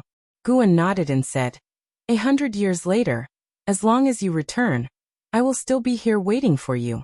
Although living 1,000 years is hard, now that I have reached core formation, living a few hundred years shouldn't be a problem. Li Ya smiled, then reminisced about the days when they were still minors. Another ancient hour passed, and Li Ya left through the window. Guan looked at the footprints he left behind and suspected he did it on purpose. No way, I'll have to let the divine exotic immortal spirit bully him a bit, in the name of teaching. Guan made up his mind, simultaneously sending orders to the divine exotic immortal spirit through his mind. In the evening, Zhang Buku came to visit Guan. He had prearranged with Li Ya to visit separately. Zhang Buku had personal matters he wanted to discuss alone with Guan, while Li Ya didn't want to disrupt the seniority hierarchy. 3 people in one room would also be crowded. As expected, Zhang Buku debunked Li Ya, saying Li Ya was just lucky and the immortal spirit approached him first. However, he wasn't jealous of Li Ya. Rather, he was happy for him, saying that if Li Ya wasn't strong enough, he feared they might die on their adventures. In the end, Zhang Buku also took out numerous heavenly materials and earthly treasures as gifts for Guan in gratitude. Guan tried to decline, but Zhang Buku insisted until Guan had no choice but to accept them. Being able to repay Guan made Zhang Buku very happy. He started talking about how he wished his father could see his achievements now. What a pity. It wasn't until evening that Zhang Buku finally left. Snow fluttered down as troops from the Supreme Sect returned. Zhen Qin came to visit Guan first and also brought many treasures. Guan couldn't help but laugh and cry, but he didn't refuse. 4 days later, at night, another person came to see Guan. It was Jiang Qiong. The two entered the 8 scenic caves to chat. How have you been these years? Guan asked softly, sitting in front of a green vine tree. 2 vines sprouted and began to massage his shoulders. Seeing him enjoying himself like this, Jiang Qiong couldn't help but roll her eyes. Jiang Qiong took out a medicine cauldron, lit a fire, and added water before answering. Pretty well. I recently went to Divine Exotic City and gained a lot. She started placing medicinal ingredients into the cauldron. Guan immediately congratulated her. Do you know who I serve now? Jiang Qiong asked casually. Guan shook his head and said, How would I know? In the immortal cultivation world, I am just an ordinary person who knows very few great cultivators. Sword Venerable Fudao. What? Guan was shocked. He cursed inwardly. I told you not to say anything. How could you spill it so easily? If Jiang Qiong told him about Sword Venerable Fudao today, she might tell others tomorrow. How could he not be nervous? Of course, even if others knew about Jiang Qiong and Sword Venerable Fudeo's relationship, it wouldn't threaten Guan. However, Jiang Qiong might attract fatal trouble. I'm only telling you so don't spread it around. Jiang Qiong said, turning to glare at Guan fiercely. Guan sighed and said, you shouldn't have told me. If he overhears this, won't I be in trouble? Jiang Qiong laughed and said, don't worry, Sword Venerable Fudao doesn't kill nobodies. I'm just chatting with you. Then she turned the conversation to her experiences in Divine Exotic City. This trip to Divine Exotic City was full of dangers, and I nearly died. If it wasn't for Sword Venerable Fudeo's intervention, you wouldn't see me here today. Jiang Qiong said with a slight air of melancholy. Guan comforted her. You're back now though. With your fortune, you might even become an immortal someday. Jiang Qiong shook her head and said, an immortal? That's far too difficult. The higher you stand, the more fears you have.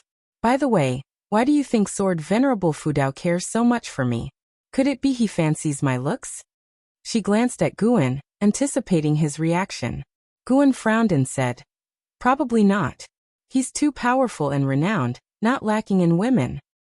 I care for you only because you've taught me so many spells. Thinking of you that way is too hurtful. Guan felt insulted. How could Sword Venerable Fudao be so shallow?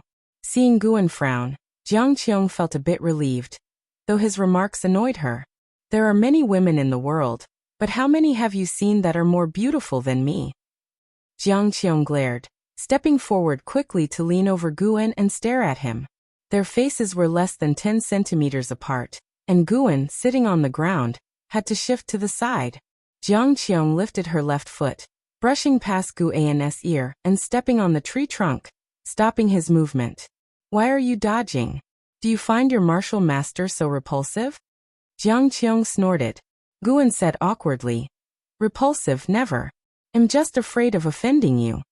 He glanced downward for a moment. Jiang Qiong was wearing a skirt, though there were pants underneath. Her posture was still quite improper. Offend? Jiang Qiong withdrew her foot, squatted down, and started pulling at Guan's clothes. What are you doing? Guan exclaimed in fear.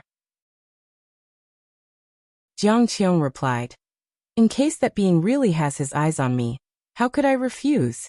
Before that happens, let me fulfill you. Although Sword Venerable Fudao was strong, Guan was more important to her. Even the most important. Guan crawled away, but Jiang Qiong's strength increased, making it difficult for him to reveal his true cultivation level, leaving him in a dilemma. Stop this. This isn't right. By now Guan's robe was in disarray. Even his hair was loose, and his face was flushed with embarrassment. Jiang Qiong laughed, stopping her actions, and said, even if you don't comply tonight, it won't matter. I will force it if necessary. You. Guan panicked. Was she really going to do this?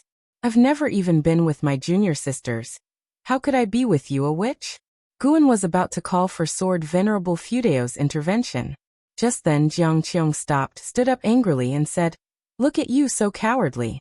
Strip down and get into the cauldron. Did you really think I wanted to do anything to you? I'm just preparing an excellent body-tempering concoction for you. Guan was stunned for a moment, and then sighed in relief, quickly getting up. He walked past Jiang Qiong, only to get kicked in the butt by her. Hurry up and strip, Jiang Qiong said impatiently, feeling truly annoyed. In fact, she really had the impulse just now, but seeing Guan's terrified look, she couldn't bring herself to do it. This made her both embarrassed and angry. Did this kid really think so little of her? Was it because of etiquette? Jiang Qiong thought of how Guan grew up in a righteous path environment, surely respecting etiquette. She didn't respect that because she came from the demon path. With this thought, she felt much better again. After all, if he felt nothing, why did he glance down? Jiang Qiong smiled. Guan approached the medicine cauldron, quickly stripped, and then leaped into the cauldron, splashing water. It's a bit hot. Guan's voice came from within the cauldron. Jiang Qiong said coldly, endure it. Are you afraid of a little pain? Guan remained silent, not daring to speak further. The 8 scenic caves fell into silence. After placing all the medicinal ingredients into the cauldron, Jiang Qiong took out a blood-colored tower. She sat down and inspected it carefully. Guan poked his head out and asked, "What treasure is this?" Jiang Qiong, staring at the blood-colored tower, replied, "This is the Blood Domain Soul-Suppressing Tower, an immortal treasure. It's incredibly powerful, and I got it by sheer chance."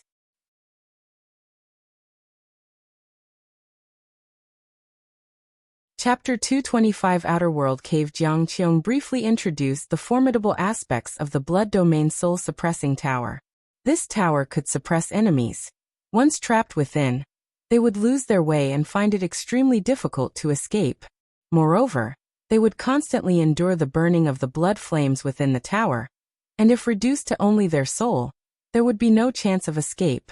According to the divine exotic immortal spirit, the Blood Domain Soul-Suppressing Tower was absolutely one of the top 3 immortal treasures within Divine Exotic City, which was also the reason cultivators of the 7 Stars Spirit Realm sought it out. Most of the treasures within Divine Exotic City were plundered. Some were seized by former owners from enemies, and others were left behind by adventurers after their deaths. The Blood Domain Soul-Suppressing Tower had a long-standing reputation over the ocean, and was considered a legendary supreme immortal treasure. Guan often exclaimed in amazement, which caused Jiang Qiong to involuntarily smile. Watching Guan's inexperienced expression, she did not feel annoyed. Instead, she found it amusing. In other places, her cultivation level was insignificant, but in front of Guan, she was a great cultivator. Even though many people looked down on her, as long as Guan admired her, it was enough. Jiang Qiong then recounted her experiences from past years, including the founding of the Juhua sect. Guan listened attentively, even though he often used his divine sense to keep an eye on Jiang Qiong. Hearing stories directly from her was more interesting. Night passed. By noon the next day, Guan leaped out of the medicine cauldron and quickly put on his robe. Jiang Qiong approached him, scrutinizing him with amazement, and said, "I didn't expect your absorption speed to be so quick." Guan precisely controlled his qi blood, ensuring Jiang Qiong did not notice any issues. "Thank you," Guan said earnestly. Jiang Qiong thought to herself that this kid still wouldn't call her martial master. She would have been angry in the past, but now she felt a hint of delight. She raised her head and said, "Practice your sword well. Your sword Dao talent is outstanding. As for your cultivation level, I will find a way to help you improve. This isn't appropriate. You should keep it for yourself. Giving it to me is a waste." Guan hesitated, genuinely grateful to Jiang Qiong. Having this intention was enough.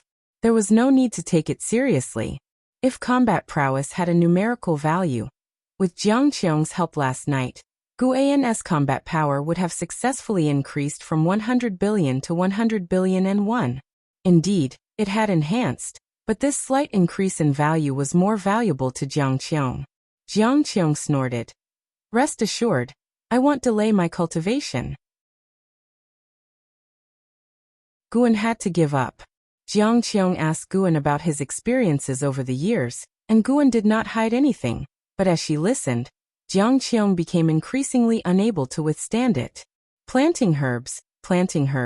Why are you always planting herbs?" Jiang Qiong exclaimed. Guan pouted. "Yeah, just planting herbs. What else do you expect me to have experienced? Don't underestimate herb planting. Different medicinal herbs bring different feelings." He began to enthusiastically recount his planting experiences. Jiang Qiong suppressed the irritability in her heart and listened carefully. Gradually, her mood calmed down. To her surprise, listening to Guan talk about his farming life was quite interesting, bringing her thoughts back to her childhood. Time flew by. Until nightfall, Jiang Qiong bid farewell and left. Guan did not leave the 8 scenic caves, planning to go out early the next morning. In the following winter, discussions about Divine Exotic City spread throughout the Supreme Sect cities, and Li Ya's name reverberated throughout the immortal cultivation world, surpassing Sword Venerable Fu Dao and Panin. Many believed that with the control of Divine Exotic City, Li Ya would become an immortal in the future. Moreover, Li Ya was very young, and some already called him the best of the younger generation, even surpassing in how. Li Ya's prominence did not affect Guan's life.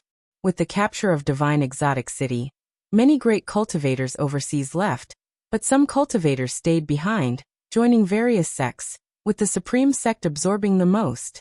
Because Leah hailed from the Supreme Sect. With control of Divine Exotic City, Leah didn't need to wait for the future.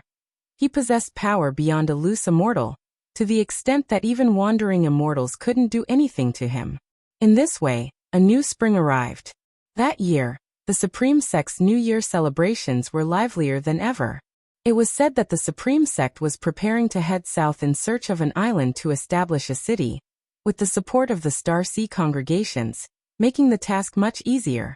After the New Year, the Supreme Sect began recruiting disciples for the Southern Sea expedition, with 10,000 openings and excellent benefits, leading to active registrations across all cities. Guan remained busy harvesting medicinal herbs, occasionally worrying about the Seven Stars spirit realm stirring up trouble. Among the conflicts sparked by Divine Exotic City, the Seven Stars spirit realm suffered the most losses, but they currently appeared very calm, which made Guan even more suspicious that they were brewing something. By March, the disciples of the Supreme Sect gradually put the matter of Divine Exotic City aside. On this day, Guan went to the Outer Sect Book Collection Hall to hand over the last volume of Journey to the West. Despite the great Elder Fengshang's earnest attempts to persuade him to stay, Guan found an excuse to leave. Not far from the book collection hall, a figure blocked Guan. It was Yu Yingying from the Star Sea congregations, disguised as a chubby man looking jovial. "Brother Gu, how have you been lately?" Yu Yingying asked with a smile, having used the sound transmission skill to reveal her true identity to Guan in advance. Guan replied with a smile. "Pretty good, how about you?" He couldn't understand why Yu Yingying always enjoyed shapeshifting. What was the fun in it? Within the Supreme Sect, her reputation wasn't widespread, making her actions pointless. "I'm quite well too. Lately I've been really bored. How about I go to your medicine valley to help you out?" Yu Yingying asked. Guan hesitated for a moment and agreed, then directed her to the third medicine valley. Upon hearing this, Yu Yingying was immediately delighted and pulled Guan towards her own residence to pack her things. "Your Supreme Sect has produced a Leah. With the support of the Star Sea congregations, you'll definitely rise to prominence. In the future, we'll at least assist you," Yu Yingying remarked as she walked, her tone slightly emotional. She had not expected that amidst the scramble of so many great cultivators, an obscure minor cultivator would gain Divine Exotic City's approval. As a member of the Star Sea congregations, she deeply understood the might of the fake immortal treasure, believing that Leah would undoubtedly become a significant great cultivator over the ocean. "That's great news," Guan responded, trying to act surprised. Following this, Yu Yingying began describing those powerful Immortal Path Supreme treasures to Guan. The Star Sea Primordial Unity banner of the Star Sea congregations was said to invert the stars and ocean within the formation, causing those who entered to become forever lost, and it could harness the power of stars and the ocean to change the course of events.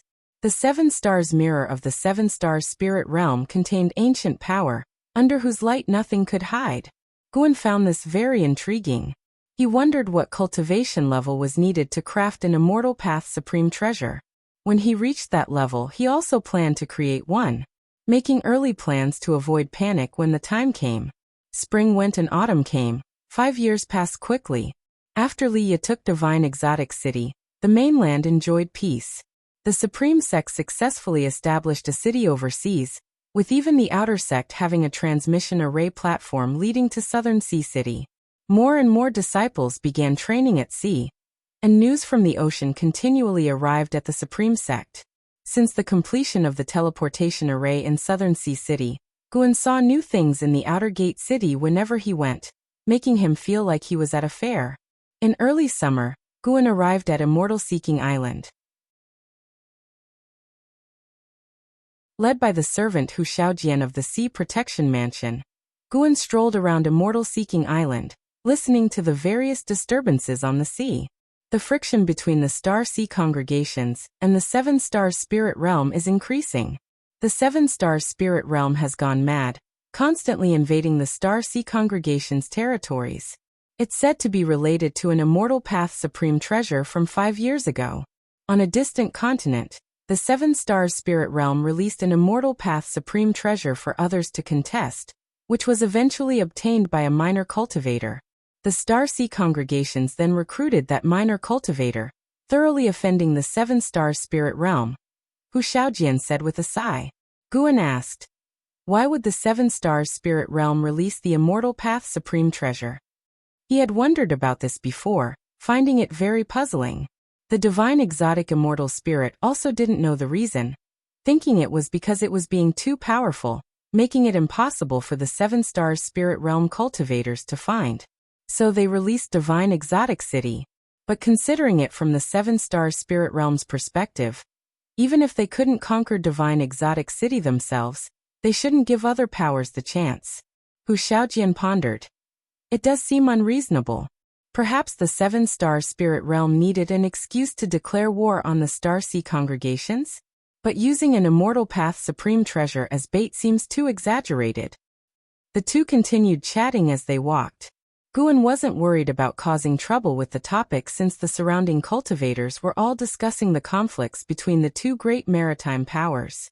Half a day later, Guan left Immortal Seeking Island and arrived at Heavenly Phoenix Mountains Nianchu Cave, bringing Tian Yaoer, Tianqing, and Tianbai into the Grotto Heaven. He took out the seeds he bought today and had the three demons plant them, though Tianqing and Tianbai had not yet shapeshifted. Their nimble claws made them capable of handling the planting duties. While they were planting, Guan went to the entrance of the Grotto Heaven, using his mana to create a stele, and then inscribed characters with his sword Qi. Outer World Cave. The meaning was to be forever isolated from the world. In the future, Guan wouldn't bring others here to live. This would always be his secluded medicine valley, specifically providing him with a longer lifespan. Because the seeds planted in the Outer World Cave were all high-rank seeds of level 7 or above, no medicinal herbs had matured yet. He wasn't in a hurry, patiently waiting. When the first batch of herbs matured, it would bring him a significant increase in lifespan, something he eagerly anticipated. 2 ancient hours later, Guan took them out of the Outer World Cave, walking along the underground passage towards Nianchu Cave. I've prepared shape-shifting elixirs for you. You can shape-shift in the next few days, Guan said as he walked ahead. Upon hearing this, Tianqing and Tianbai were overjoyed and hurriedly came forward to thank their master for his gift. Demons could achieve shape-shifting through their own cultivation, but the shape-shifting elixir could speed up the process and increase the success rate. If they relied on themselves for shape-shifting, failure would mean death or severe injury, similar to crossing a tribulation. Master, what about me? Tian Yaoer asked as she held Tianbai, squeezing him beside Guan with a pitiful expression. Guan replied, I've prepared a batch of Qi blood-enhancing elixirs for you. The elixirs he prepared for Tian Yaoer weren't ones he refined but were purchased on Immortal Seeking Island, worth a fortune, and made by the top alchemy sect on the sea, the Purple Pill Palace.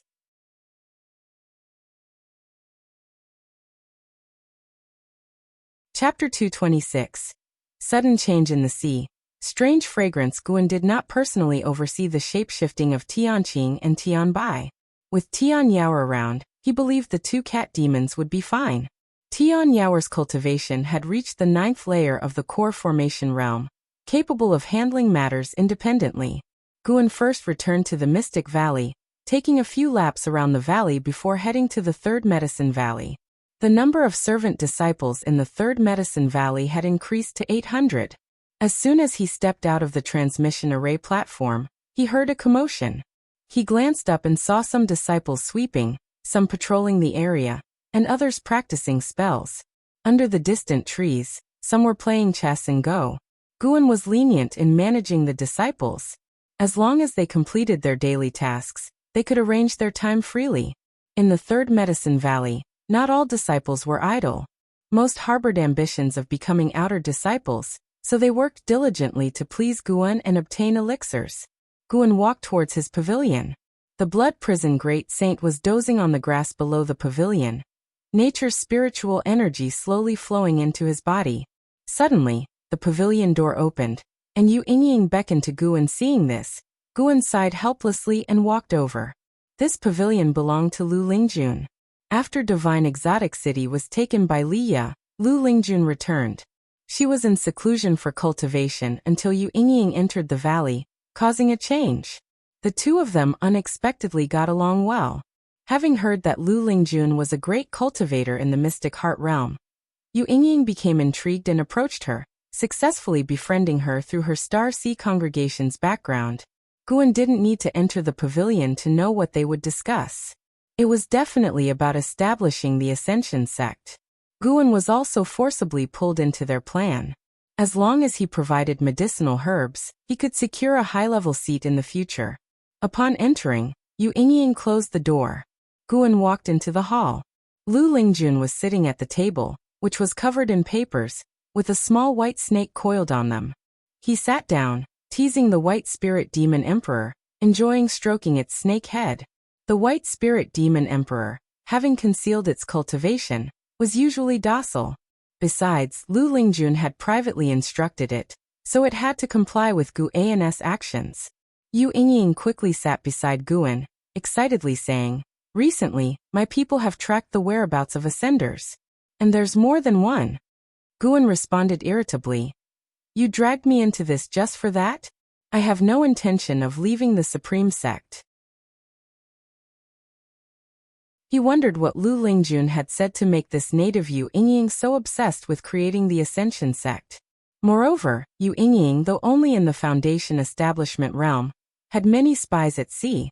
Previously, Guan overheard their conversation and learned that Yu Yingying's grandfather was one of the Sea Lords of the Star Sea congregations, meaning he was at least in the wandering immortal realm. Guan felt quite unsettled about this. He had known Yu Yingying first, but she hadn't confided in him, instead revealing everything to Lu Lingjun. "Since you two are so close, why not just soar to great heights together?" Yu Yingying giggled. "Of course, it's not about asking you to invite them. With your cultivation level, seeing them would be quite difficult. I'm just informing you that the framework of the Ascension sect is almost formed." Lu Lingjun nodded, saying, "I plan to establish the Ascension sect outside the 3 dynasties.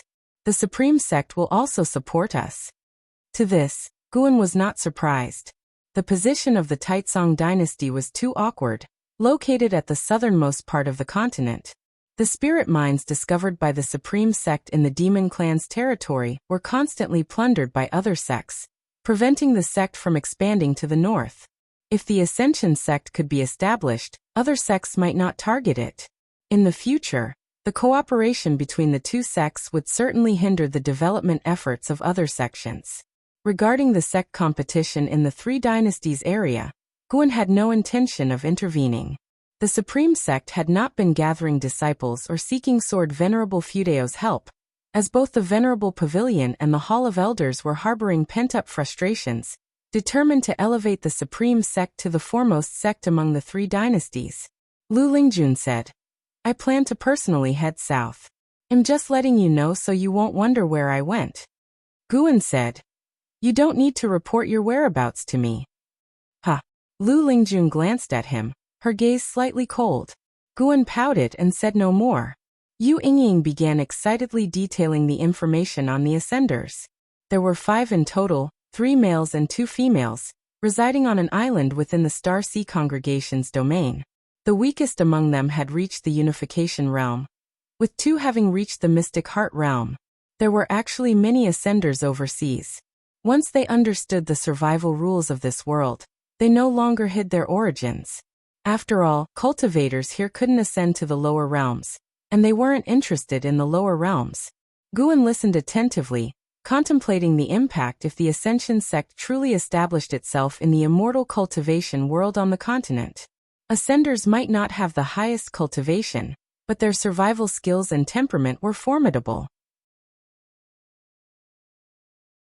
Whether Lu Lingjun could win them over remained uncertain to Guan. An hour later, Lu Lingjun left with the White Spirit Demon Emperor. Guan and Yu Yingying saw them off.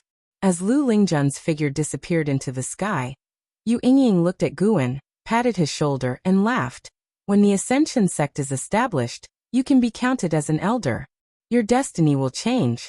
Remember to thank me." Guan looked at her, curiously asking, "You're not even an Ascender?" Why are you so enthusiastic? Once the Ascension sect was established, those without Ascension experience would surely be marginalized or scorned, as the sect's teachings would focus on gathering Ascenders. It's interesting. In this lifetime, if you could do a few notable things, it wouldn't be a waste of time in this mortal world. If you could leave a mark, that would be even better, Yu Yingying said matter-of-factly. Guan was surprised. With your background, why do you sound like? He noticed that in her true form, Yu Yingying had a peculiar causal force within her, limiting her spiritual power's growth. Once her cultivation couldn't progress, even with a maximum lifespan of 5,000 years, Yu Yingying would surely die at the age of 400. Yu Yingying looked at him and sniffed. Right, I already know my fate. In this lifetime, I can't pursue the immortal path. With that, she turned and left, not wanting to continue the conversation with Guan. Guan didn't press further. Having come this far, he asked a single question, as he wouldn't involve himself in Yu Yingying's fate. He couldn't ensure his junior sister's immortality, so he wasn't qualified to help others. He turned and went back inside to practice alchemy, planning to bring the elixirs to the outer gate city in a few days. The time came to the end of summer. In the third medicine valley, Guan was studying the Ziwei Array Chronicles when he suddenly felt something, casting his gaze outside the window, frowning slightly. Why has this guy been so restless recently? Guan pondered in confusion. In the past month, Liya repeatedly used the power of Divine Exotic City, starting anew today. Liya was far from him, and he couldn't capture him with divine sense due to the prohibitions of the Star Sea congregations along the way. He didn't want to alarm their great cultivators. Even without using divine sense, he could learn about Li Ya's situation through the mental connection with the divine exotic immortal spirit. After a moment of hesitation, Guan inquired the divine exotic immortal spirit with his mind. Soon, the spirit informed him of the reason. Liya was exploring a secret realm, one of the legacy secret realms of the Star Sea congregations. If he succeeded, had gained the ancient legacy of the congregations. With the power of Divine Exotic City, Liya had already reached the final challenge, facing the remnants of the Inheritor's soul, with the army of divine soul demons unable to capture it for a while. Knowing the reason, Guan stopped worrying. Liya had been with the Star Sea congregations for over 5 years. If they had intended to harm him, they would have done so long ago. It seemed the congregations genuinely wanted to nurture him. Guan withdrew his gaze and continued studying the Ziwei Array Chronicles in his hand. Time continued to pass. An hour later, boom! A deafening roar from afar interrupted Guan's thoughts once again. What's special about today? Why is there so much commotion? Guan muttered quietly, sending his divine sense towards the source of the sound. Before long, his expression changed dramatically. Reflected in his pupils was an endless ocean. At this moment, a gigantic fissure appeared in the ocean, continuously expanding. The seawater furiously rushed into the fissure, forming a spectacular waterfall. The deep fissure stretched for miles. Guan sensed other divine senses being drawn to the ocean fissure, and many cultivators heading towards it. The ocean was to the west of the continent. Guan's divine sense traveled a long way, discovering the fissure extended for tens of thousands of miles and was still growing, seemingly dividing the ocean in two. Strangely, despite the seawater pouring into the fissure, the sea level didn't drop but maintained its majestic sight. Fortunately, the ocean fissure was far from the continent, with a landmass in between. Guan retracted his divine sense and continued reading, planning to visit Immortal Seeking Island later for information. On Immortal Seeking Island, Guan could always hear various significant oceanic events. Late at night, Guan arrived at Nianchu Cave, walking towards the stone table. As soon as his footsteps sounded, 2 fragrances greeted him. Next, his arms were embraced, sinking into softness. Master! Greetings, Master! 2 enchanting women clung to Guan's arms, one in a blue dress, the other in a white dress. They had graceful figures and delicate features, gazing at Guan with eyes like rippling water. They were Tianqing and Tian Bai after shapeshifting. Guan, wearing a mask, asked, "What's that smell on you?" Tianqing tilted her head and said, "It's a special water mist made It gives off a distinctive fragrance, masking our demon scent, so Master won't dislike us. Guan remained silent, inwardly satisfied. The newly shapeshifted Tianqing and Tianbai indeed had a foul demon scent, which made him reluctant to be close to them before. Allowing them to hold him, Guan walked towards the small building. The two cat demons chattered nonstop, just like Tian Yaoer. Soon, Tian Yaoer emerged from the house, beaming as she approached Guan expecting praise. Unfortunately, Guan didn't mention the fragrance but asked about her cultivation progress.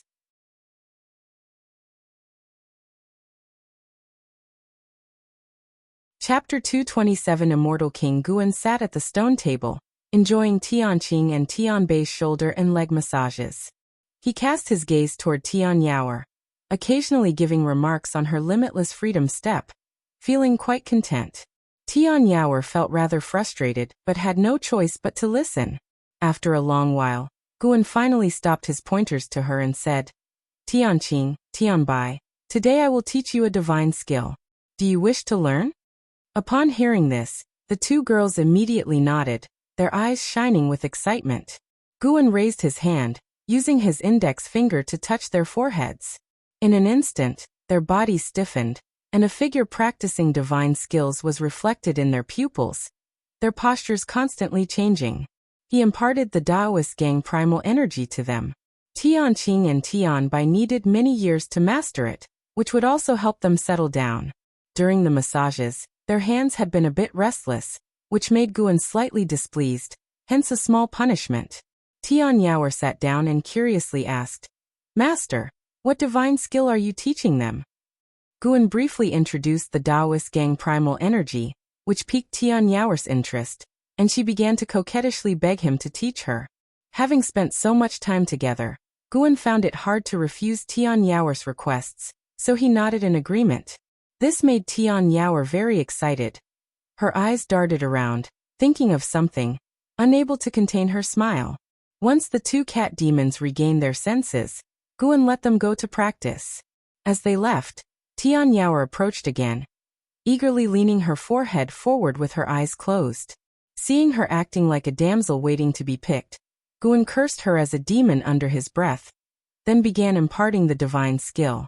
After teaching the divine skill, while Tian Yaoer was still immersed in the inherited memories, Guan began picking medicinal herbs. Tianqing and Tianbai were very restless. Wherever Guan went they would practice nearby, constantly chatting with him. It wasn't until dawn that Guan finally left. As autumn arrived, the weather became slightly cool. Guan crossed several seas and reached Immortal Seeking Island. Sure enough, news of the ocean rift had already spread across Immortal Seeking Island, and everyone was talking about it. It was said that the rift was still continuously expanding, making it impossible to gauge its length. The width alone reached 100 miles, causing unease, as if the entire mortal world was about to split in two. During this time, Guan even saw heaven and earth flying immortal approaching the ocean rift, but they were powerless as well. Senior, I heard a legend. Long ago, the mortal world was submerged by the ocean. Countless Taoist traditions perished. When the ocean receded, all beings returned to living on land, and sects sprang up like bamboo shoots after a rain. One of those sects was the Red Dust Sect. The sect master of Red Dust Sect created the Immortal Path Supreme Treasure, Divine Exotic City, which suppressed the mortal world and achieved the position of Immortal King. Before the Red Dust Sect master fell, he split the ocean in two. Then his body fell and was buried at the bottom of the sea. His realm was unimaginable, and some say it was the power of his bones that cracked the ocean. No one knows if it's true. Hu Xiaojian followed beside Guan, speaking mysteriously. Red Dust Sect, Divine Exotic City? Upon hearing this, Guan suddenly felt that the ocean rift was related to the Seven-Star Spirit Realm. The Seven-Star Spirit Realm first released the Divine Exotic City, then created the ocean rift. What was their true intention? Help me gather all the legends and records of immortal kings throughout history, Guan instructed. Previously, the ghost mother of Ephemera had sent the 9 Nether 13 Evil to deliver the immortal king crown to Guan. Hidden beneath the crown were the bones and soul of the evil emperor. Guan buried the immortal king crown at the bottom of a lake in the North Sea, and had not touched it since. He originally thought the immortal king was just a title, but now it seemed there were many immortal kings. Hu Shaojian quickly agreed. Being able to work for Guan made him feel honored. Having spent so many years with Guan, he felt fortunate to have someone powerful to rely on. Serving a loose immortal was indeed his blessing. There was an auction on Immortal Seeking Island in a couple of days, and Hu Shaojian recommended Guan attend because there was a sapling of a 9th-rank spirit tree. Upon hearing this, Guan immediately agreed. Half a day later, Guan left with the sapling of the 9th-rank spirit tree. Some loose immortals attempted to track him but couldn't keep up. Guan arrived at the Outer World Cave and planted the sapling of the 9th-rank spirit tree. Tree of Luo Hai, 9th rank 56/80,000/500000, 500,000 years maximum lifespan. If he were to kill it now, Guan could gain 8,000 years of life, but he would not engage in killing the goose that laid the golden eggs. The tree of Luo Hai could form the Luotian energy sea, gather spiritual energy, and enhance the growth environment of all things. The Luotian energy sea could even bring down spiritual rain, which, it was said, offered a chance for enlightenment from the heavens and earth. This kind of spirit tree made Guan very excited. In 10,000 years, the Outer World Cave would be fully cultivated. By then, if his old friends were no longer around, he could retreat there for tens of thousands of years. With Tian Yaoer keeping him company, he would never be lonely. Guan admired the tree of Luo Hai for a long time before leaving. When he returned again, it was already 10 years later. In 10 years, the tree of Luo Hai had grown significantly taller.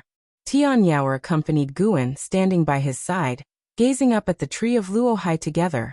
In the distance, Tianqing and Tian Bai were playing around. Guan had taken them in to serve Tian Yaoer, but since Tian Yaoer was often in seclusion, she rarely disciplined them, leading to their continued innocence and playful nature. 10 years had passed, and Tian Yaoer's cultivation level had reached the second layer of the nascent soul realm. "Master, we've been looking for so long. Shouldn't we leave now?" Tian Yaoer asked softly. Guan came back to his senses, nodded gently, then took her and left. Tian Yaoer urged him because she didn't want to waste time here. She had a lot she wanted to discuss with Guan. However, she could sense that Guan's mood wasn't high. This feeling persisted until Guan left. Returning to Mystic Valley, Guan sat at his desk, holding the Green Hero Travelogue, unable to calm his mind. He sighed quietly, feeling very troubled.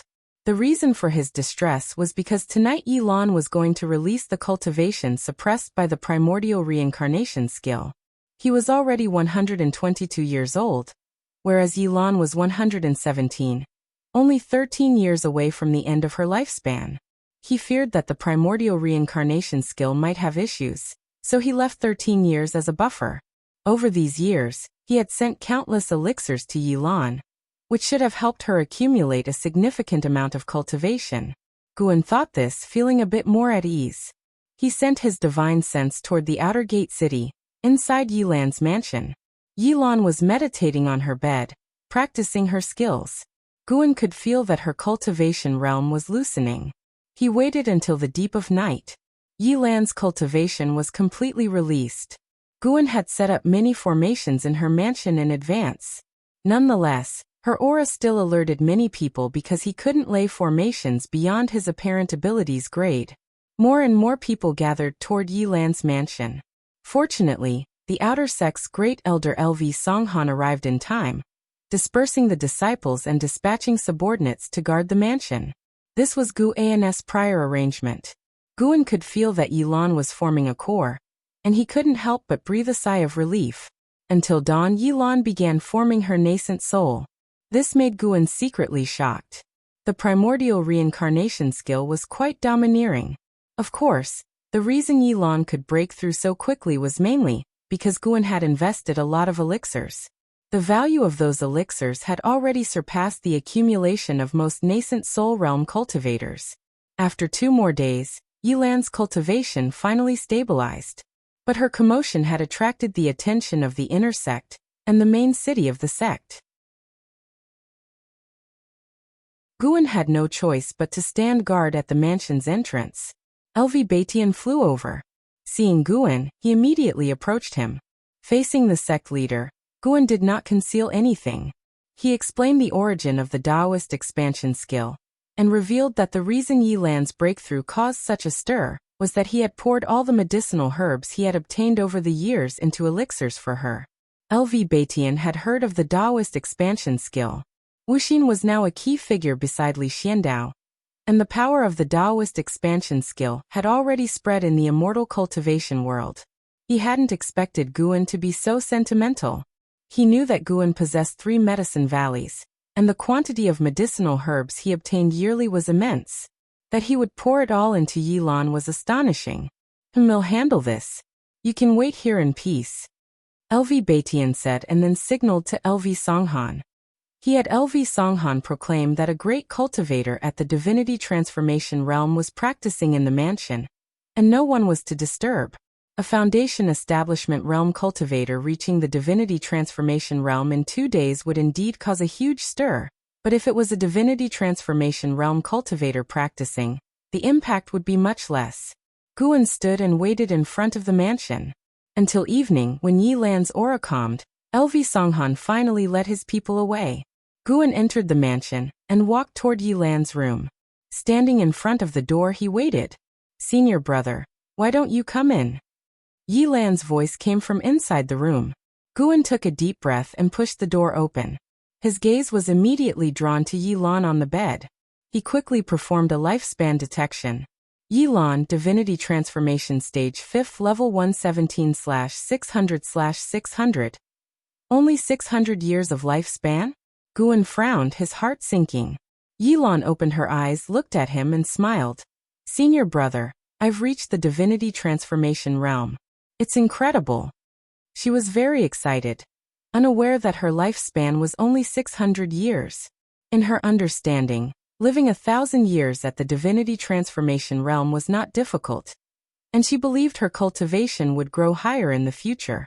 The primordial reincarnation skill could extend the maximum lifespan, but couldn't ensure that the practitioner's lifespan increased with breakthroughs.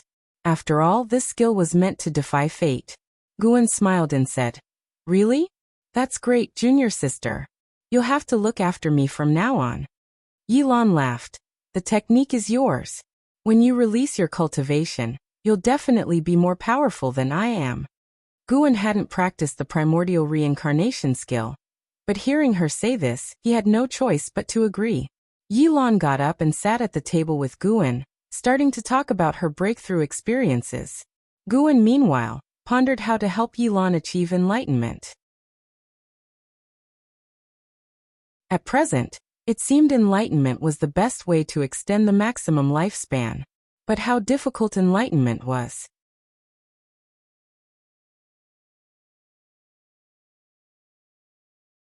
Chapter 228, the 9,999-year lifespan limit. Feeling down, Guan looked at the excited Yilan, and his mood gradually improved. No matter what, he at least helped Yilan extend her life by 470 years, and her cultivation progressed from the foundation establishment realm to the divinity transformation realm, making her future life more exciting. With nearly 500 more years of life, perhaps she would have her own opportunities in the future. Guan smiled and occasionally echoed Yilan's words. When Yilan finished speaking, Guan said, "I recommend you go to the inner sect." Yilan nodded. With a face full of yearning, she said, "If I cannot progress further in this life, it would not be in vain to experience the world of great cultivators." Since Guan stepped into the room, Yilan had noticed something was off with his expression. Recalling Guan's usual advice, Yilan thought of many possibilities. One thing was certain, her senior brother was very concerned about her lifespan. Yilan did not feel afraid or disappointed. Instead, she felt very content. Without her senior brother's help, she might have been a servant disciple for her whole life, let alone reaching the foundation establishment realm. Everything now seemed like a dream. "If I can only live for a few hundred years, senior brother, you need not regret. If fate allows, we can meet in the next life, right?" Yilan blinked and said with a light laugh. Guan was startled, then laughed. "Yes, if it's meant to be, Even reincarnation can't stop it. They talked from the future to the past this time. Guan chose to stay overnight at Yi Lan's residence, and they talked all night without feeling tired. Early the next day, Guan left. Yi Lan saw him off to the gate. Watching his departing figure, the sense of loss welled up in her heart once again. After her cultivation level rose, she increasingly found her senior brother's demeanor extraordinary. Perhaps her senior brother had already reached a certain stage. After all, he was valued by the sword Venerable Fudao. Yi Lan knew one thing for sure. If it was not just a chance meeting with the sword Venerable Fudao, the sword Venerable would not have taken action with the Qinghong sword. Guan just wanted to avoid trouble. That's why he hid his relationship with the sword Venerable Fudao. Yi Lan could understand this. Senior brother, I will always be with you for the rest of my life. Yi Lan smiled, her eyes filled with an expectant smile. The future was far away. She did not want to think about it too much. She just wanted to cherish the present. Putting aside Yi Lan's matter for the time being, unlike the Taoist expansion skill, which could only lift the cultivation constraints once in a lifetime, the primordial reincarnation skill could be repeatedly cultivated. Yi Lan would continue to suppress her cultivation in the future and release it after hundreds of years. Then the ultimate lifespan should be able to increase again. But Guan was not sure if the effect would be the same as the first time lifting the cultivation constraints. Anyway, this was at least a hope. After hundreds of years, Guan's cultivation would also transform, and perhaps he could find the chance to change Yi Lan's fate against the heavens. Compared to Yi Lan, Guan was more worried about Xiaochuan. Xiaochuan, this fellow, usually did not work hard on cultivation, and even if the cultivation constraints were lifted, the improvement would be limited, certainly not as good as Yi Lan. But Xiaochuan had already seen through life and death, without fear of life and death. So Guan was not so regretful. Everyone has their own choice. Everyone will experience farewells. Guan was not a stubborn person. If he was powerless, he could only work hard on his cultivation and see the end of the immortal path on behalf of his old friends. This year's summer was not as hot as previous years. In the third medicine valley, Guan went downstairs, looking at the myriad forms of life in the valley, and he had a smile on his face, feeling very good. In the distance, Yu Yingying was instructing an Xian and several female disciples in practicing spells. Although her cultivation level was very low, she understood many spells. The Blood Prison Great Saint was chasing the White Spirit Rat again. The gap between them was very small. Whenever he was about to catch the White Spirit Rat, it always managed to dodge, making him extremely angry and unwilling to stop, so he could only keep chasing. 10 years had passed, and Lu Lingjun had not returned yet. Guan detected through his divine sense that her ascension sect had been preliminarily established, but one of the ascenders had offended an overseas family, and they had an ongoing grudge for several years. Guan just watched the play with no intention of meddling. Although Lu Lingjun had been injured many times, it was not to the extent of life-threatening. It had to be said that ascenders were indeed very tenacious. Even though the enemy was powerful, they had no plans to back down, and were prepared to fight to the death, not giving up until justice was served. Xiaochuan came to Guan's side and said, "Senior brother, I just recruited 100 servant disciples. Do you want to take a look?" Over the past 10 years, disciples have constantly established their foundations and left, while new disciples joined, and the total number of disciples had breached 900. Guan, being idle, agreed and nodded. He followed Xiaochuan to the grassy area at the edge of the pavilion area, where 100 servant disciples were waiting, very nervous and whispering to each other. "Will the Valley Master accept us?" "He should. The head disciple brought us here." This third medicine valley is not simple. It sends out several foundation establishment realm disciples each year to help them become outer sect disciples. I've heard that too. It's said that the Valley Master is the disciple of the sect leader. The most important thing is that the Valley Master is very generous. Some were excited, some were anxious, and some were so nervous that they were shaking all over. When they saw Xiaochuan and Guan approaching, they all shut up. Their gazes fell on Guan, and were amazed by his appearance and demeanor. So young, so handsome. Gu An's eyes swept over these servant disciples, constantly checking their lifespans. In the past decades, there were no few buried talents among the servant disciples recruited by Xiaochuan, but none had an ultimate lifespan exceeding 1,000 years. Guan had never focused on cultivating servant disciples, so the master-disciple bond was not close. With one glance, all had ultimate lifespans of 100 or 200 years, occasionally showing up one with over 300 years. Yangjian, Energy Cultivation Realm 3rd Layer 15/97/9999. Yangjian? Even true Lord Erlang appeared? And with the same ultimate lifespan as in Hao. Gu An's gaze fixed on Yangjian. He pointed at Yangjian and transmitted his voice to Xiaochuan, asking him to call that kid out. Yangjian wore simple gray clothes, his face slightly black, looking like he had been doing farm work since childhood, but his facial contours were very good. If well-groomed, he would appear handsome. He stood in the crowd, very inconspicuous. Watching Xiaochuan approach, everyone held their breath, both nervous and expectant. Xiaochuan squeezed into the crowd, patted Yangjian on the shoulder, and asked him to come out. Yangjian was stunned and quickly followed, feeling very anxious, afraid that Guan would find him unpleasant. When he stood in front of Guan, he heard Guan ask, "Introduce yourself." Yangjian came to his senses and hurriedly said, "My name is Yangjian, from Longhu Town, Su Province. I am 15 years old, and my family has 9 members."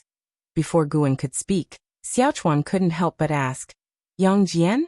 Which Yang, which Jian?" Yangjian scratched his head awkwardly and said, "It's Yangjian from the Investiture of the Gods, true Lord Erlang from Journey to the West. I really like these 2 books, so I changed my name to Yangjian after joining the Supreme Sect. My old name was Yang Xiaohu, which sounded really bad." As soon as he finished speaking, the other servant disciples burst into laughter. Hearing this, Guan breathed a sigh of relief. "Scared me to death." He really thought this kid was Yangjian from the Investiture of the Gods. After all, this nearly 10,000-year ultimate lifespan was too eye-catching. To date, Guan had encountered 3 people with an ultimate lifespan of 9,999 years. And Hao, the Blood Prison Great Saint, and Yangjian. He scrutinized Yangjian, finding his bones peculiar, and his spirit root was a mixed spirit root of the 5 elements, but his bones were unlike ordinary people. This point was hard to detect without reaching the immortal path realm. His bones needed a vast amount of spiritual energy to revive. In other words, if Yangjian could not awaken his physical body, he was no different from an ordinary servant disciple. Without the lifespan detection, Guan would not have detected this. If not encountered by Guan, Yangjian would likely never have been noticed for his extraordinary traits, as the number of immortals in the Taizong dynasty was few, making it hard for him to come in contact with them. Xiaochuan, with a dark expression, said, "You really know how to name yourself, daring to take the name of true Lord Erlang, who is so divine and handsome." He also liked the Investiture of the Gods and Journey to the West, and had a very good impression of Yangjian. In the Investiture of the Gods, Guan included the story of Yangjian rescuing his mother on Peach Mountain, making Yangjian's character more complete, and raising his popularity to the highest in the Investiture of the Gods, surpassing even Neza. The other servant disciples joined in the teasing, making Yangjian's face turn red, wanting to find a hole to crawl into. Choosing a new name after embarking on the path of immortal cultivation is also a way to show your ambition. "From now on you shall be called Yangjian," Guan said. With his words, the other disciples dared not laugh anymore. Then, Guan gave some courteous encouragement and explained some rules of the Medicine Valley, stating that as long as the disciples worked diligently, he was willing to help them establish their foundations and pursue the immortal path. After speaking, Guan turned and left. He would not accept someone as a disciple based solely on their ultimate lifespan. He would observe Yangjian's future behavior. If he had good character, Guan would be willing to help, forming a kind fate. If his character was mean, then he would live his exceptional lifespan in mediocrity. Due to being singled out by Guan, Yangjian was pursued by other disciples looking to befriend him, making him feel flattered. He looked at Gu An's departing figure, his eyes full of gratitude.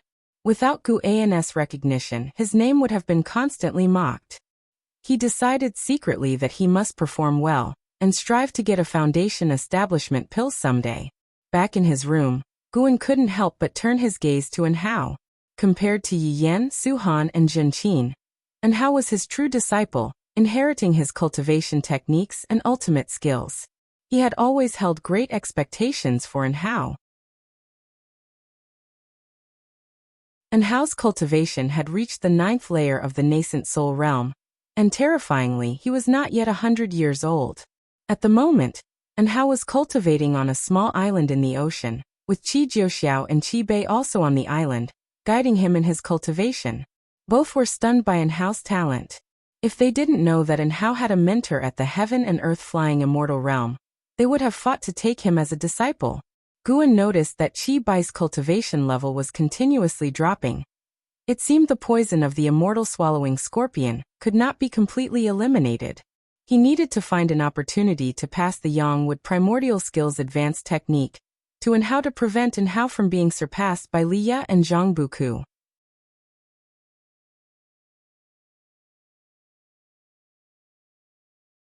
Chapter 229 Yang Jian's longing. With the passing of summer and the arrival of autumn, the third medicine valley gradually became tinged with yellow. Yang Jian came before the blood prison great saint, respectfully presenting a platter filled with flowers and fruits. The blood prison great saint lay on the ground and gave him a casual glance. "Is it washed clean?" he asked indifferently. Yang Jian quickly nodded and whispered, "I washed it 3 times. The blood prison great saint lowered his head to sniff, then said, "Not bad. Keep it up, you may go now." Yang Jian stood up, bowed, and then retreated. Ever since Guan approved his name, he had been more driven than the other disciples. Not only was he busy with chores in the valley, but he also served the blood prison great saint and the white spirit rat diligently. His industriousness made the other servant disciples feel disdainful, so they gradually began to distance themselves from him. Despite this, he did not feel embarrassed but was instead full of anticipation. He knew full well that with his average talent, if he only did what the other disciples did, he would at most earn a single foundation establishment pill. He believed that even if he reached foundation establishment, it wouldn't change his fate. There were many foundation establishment realm disciples in the outer sect who still remained at the bottom. But if he could gain the favor of the Valley Master, that would be entirely different. Lacking aptitude and connections, Guan represented the greatest opportunity in Yang Jian's eyes. He didn't know how to go about pleasing Guan deliberately, so he used his spare time to take care of Guan's mounts and spirit pets. Yang Jian stood at the wooden fence, looking out over the vast expanse of the Medicine Valley's garden. He wiped the sweat from his face, filled with hopes for the future. Being able to join such a Medicine Valley was already very fortunate. Next, he needed to seize this fortune. Days went by one after another. In late autumn, someone came to visit Guan. It was Wu Ju, whom he hadn't seen in many years. Wu Ju, visiting the third Medicine Valley for the first time, was amazed by its grandeur. "I'm looking for Guan," Wu Ju said, grabbing a person. Coincidentally, that person was Yang Jian. Yang Jian was sweeping the ground and couldn't help but ask, "May I ask for your name, senior? What is your relationship with the Valley Master?" "My name is Wu Ju. Guan and I are brothers. I've been away for many years and came here specifically to see him today," Wu Ju replied. Hearing this, Yang Jian dared not be careless. He asked Wu Ju to wait for a moment, and ran all the way to Xiaochuan to report the matter, asking Xiaochuan to make the decision. Xiaochuan then went to Guan's pavilion, and relayed the story at the door. In fact, Guan had already sensed Wu Ju's arrival, but since Wu Ju had now cultivated the energy-concealing sorcery, it was hard for him to detect directly, so he waited for his disciples to report it to him. "Bring him over," came Guan's voice from inside the room. Xiaochuan immediately called out to Yang Jian, sending the waiting Yang Jian downstairs on an errand. Just as Yang Jian turned around, Wu Ju suddenly rushed past like a gust of wind, startling him so much that he widened his eyes. He stood there dumbfounded, watching Wu Ju leave a trail of afterimages as he swiftly went upstairs. Even Xiaochuan, who was upstairs, had his hair blown around and stood frozen in place. Wu Ju pushed open the door, saw Guan, and smiled, turning around to close the door behind him. Xiaochuan came to his senses and turned to descend the stairs. Yang Jian was still stunned. It wasn't until Xiaochuan beckoned to him that he finally snapped out of it. He didn't inquire about Wu Ju's identity, but in his heart, a great determination ignited. He also wanted to become a great cultivator like Wu Ju. On the other side, inside the room, Guan poured tea for Wu Ju and listened to him recount his experiences over the years. After sitting down and adjusting his mindset, he used lifespan detection on Wu Ju, as if he were about to open a blind box. Wu Ju Nascent Soul Realm, Level 8124/890/7600. So many years had passed, but Wu Ju's maximum lifespan had not increased, indicating that he hadn't made any breakthroughs in path enlightenment for decades. Guan felt a bit disappointed. He had hoped that Wu Ju could continue his path enlightenment indefinitely. Of course, with Wu Ju's current talent and status, reaching the Nirvana realm before the age of 7,600 wouldn't be difficult. However, Guan thought it a pity that Wu Ju wouldn't reach the ultimate lifespan limit of 9,999 years. Wu Ju didn't notice any change in Guan's expression, and continued to talk excitedly about his experiences over the years. Guan listened attentively. The timid boy from back then had now grown to be a capable individual. Hearing him now also made Guan feel somewhat emotional. After a long time, Wu Ju began to speak about his troubles. The emperor treats me very well and has tried hard to win me over, but my master also treats me exceptionally, training me without reservation. Now the Zhou family behind my master is not only in conflict with the Taizong dynasty, but is also challenging the supreme sect. Wu Ju spoke with a face full of anguish. He had embarked on the immortal cultivation path at the supreme sect, so he had deep feelings for it. When the Zhou family left the supreme sect, it made things difficult for him. Hence, he chose to serve Li Xiandao to avoid the disputes. But now, with the Zhou family supporting the great Jiang dynasty, a three-way war was imminent, and he faced another decision. This time, he had returned to seek Guan's opinion. After hearing this, Guan also felt troubled. Repaying a debt of gratitude was always the hardest. He pondered for a moment and then asked, "Who do you think is the most important?" Wu Ju was silent for a moment before he replied, "In my heart, the supreme sect is definitely the most important. Whether it is my master or the emperor, they chose me only after I had grown up. Without the supreme sect, I wouldn't have met them." He raised his eyes to look at Guan, his gaze gradually becoming resolute. Guan smiled and said, "Since you can make a choice, I won't say more. Regardless of your decision, I will support you." Wu Ju felt a smile spread across his face and sighed. "I have to consider how to face them in the future. It's simple. Don't become their enemy. Support the supreme sect unilaterally. There are many ways to repay them. You don't have to follow orders blindly," Guan reassured him. Wu Ju nodded, then took out various treasures from his storage bag, placing them on the table. This is the demon extermination elixir, which can prevent the birth of inner demons. This is the sleeve gold sword array. Though small, it can form a large sword array once infused with spiritual power. This is the substitute mouth cricket. It's of no practical use but can speak for you and serve as entertainment. And this top-grade Dharma artifact Mist Cloud Boots allows you to create clouds under your feet and soar through the skies. It was a reward from the emperor for slaying the enemy's general. Wu Ju introduced the treasures one by one. There were 8 in total, each with different uses. After he finished speaking, Guan pretended to decline, but Wu Ju insisted, saying he had received many elixirs from Guan in the past and had to pay him back. After several refusals, Wu Ju glared and said, "Are we not brothers? You must accept these, or we can't be brothers anymore." Guan had no choice but to agree reluctantly. "Next time you visit, don't bring so many things. I don't need them, and our bond can't be measured by treasures," Guan said seriously. He genuinely didn't want them and hoped Wu Ju wouldn't go to so much trouble. Wu Ju waved his hand and said, "I don't care. When I see good things, I think of you. Since you don't venture out and only focus on cultivation, I'll find you all the magic artifacts and secret books you need. Guan smiled and didn't continue the topic. It wasn't until dusk that Wu Ju left, having made up his mind to choose the supreme sect. He intended to see the sect leader next. Guan stood on the balcony, watching the direction in which Wu Ju departed. The sunset was beautiful, even nearing twilight. Guan saw Yang Jian staring blankly in the direction Wu Ju had gone. During this time, Yang Jian's performance had been commendable, and in Guan's eyes, he was already halfway towards becoming a disciple. In the future, if Yang Jian became famous and even surpassed Wu Ju, would Wu Ju remember that the minor cultivator who led the way for him today was the renowned Yang Jian?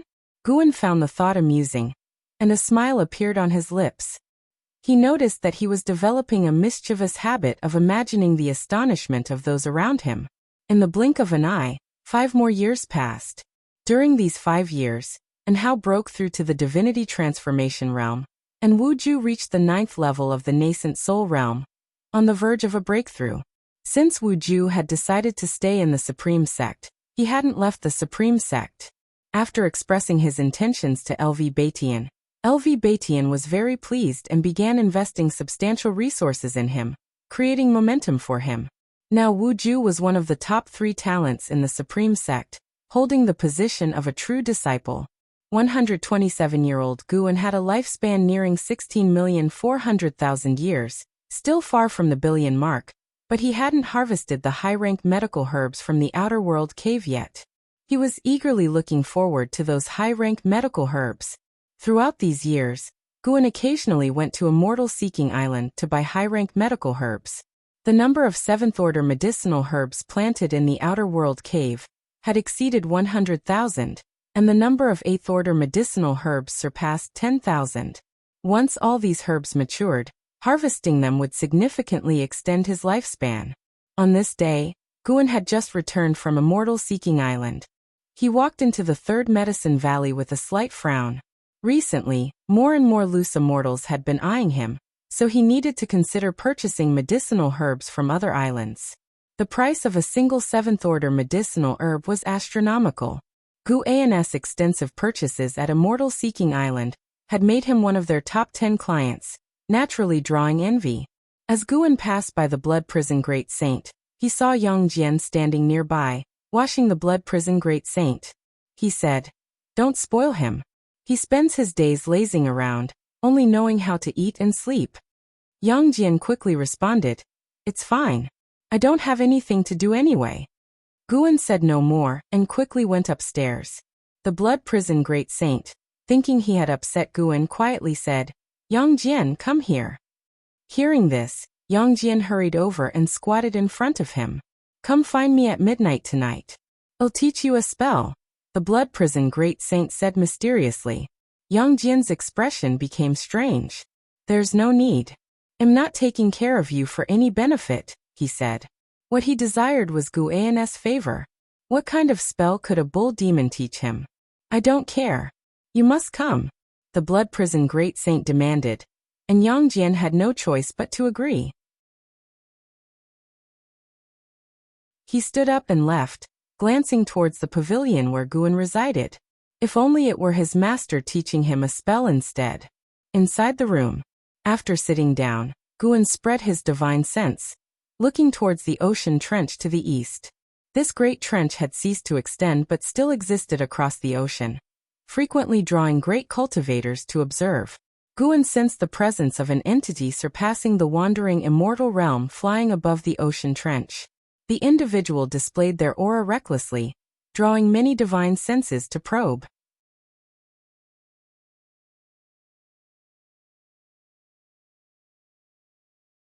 Chapter 230, Sect Leader's Successor.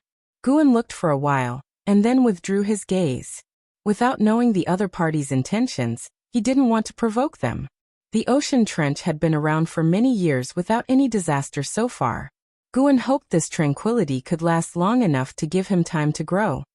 He picked up the latest volume of the Green Hero Travelogue from the table, and started reading. This book was sent by Xian Tianyi, and he had already read it several times. Each reading gave him a different flavor. Xian Tianyi seemed flamboyant and unrestrained, but he was actually meticulous and skilled in writing about women. Night fell. Yang Jian came to the blood prison great saint's side, wanting to say something but hesitating. The blood prison great saint stood up and, with a twist of his ox-like butt, dropped a line before leaving. Follow me. Yang Jian had no choice but to follow. Well, maybe by appeasing it, it will mess with me less in the future. Yang Jian thought silently, his mood improving. The man and ox arrived in a forest a dozen miles away. The forest was vast, echoing with the sounds of insects. The blood prison great saint turned around to face Yang Jian, then started cultivating energy. In an instant, his red ox hair began to flow like burning blood flames, and a fierce aura erupted from his body. Ha! Yang Jian's eyes widened, his whole being becoming alert. This aura. Could this lazy ox really know spells? The blood prison great saint let out a deep ox roar, making Yang Jian feel an explosion by his ear, his brain buzzing. It took him a while to recover, looking at the blood prison great saint in horror. The great saint still maintained his aura, looking especially menacing in the night. Yang Jian's gaze towards the blood prison great saint became fervent. The blood prison great saint raised his ox head and said, "This is a spell of the blood prison divine skill called the blood prison roar. If you train to a minor achievement realm, it can cause the enemy's divine soul to become unsettled in battle. If perfected, it could kill enemies with a roar. So powerful? I want to learn. I want to learn." Yang Jian felt ignited, the image of the blood prison great saint completely transforming in his eyes. The blood prison great saint, full of pride, said, "Cultivating the blood prison roar isn't easy. Are you ready for hardship?" "I'm not afraid of hardship," Yang Jian said firmly. The blood prison great saint grinned. Under Gu An's divine sense, he found an ox smiling to be quite eerie. This guy didn't have any ill intentions, right? Autumn and winter passed, and the new spring arrived. The third medicine valley began preparing for the spring festival once again. On this day Wuju arrived, but Guan wasn't there, so he wandered around the valley. He saw the minor cultivator who had previously guided him carrying water, so he walked over and asked with a smile, "Little brother, aren't you a cultivator? Why are you carrying water yourself?" Yang Jian's eyes lit up when he saw Wuju. He hadn't forgotten Wuju's movement technique from that day.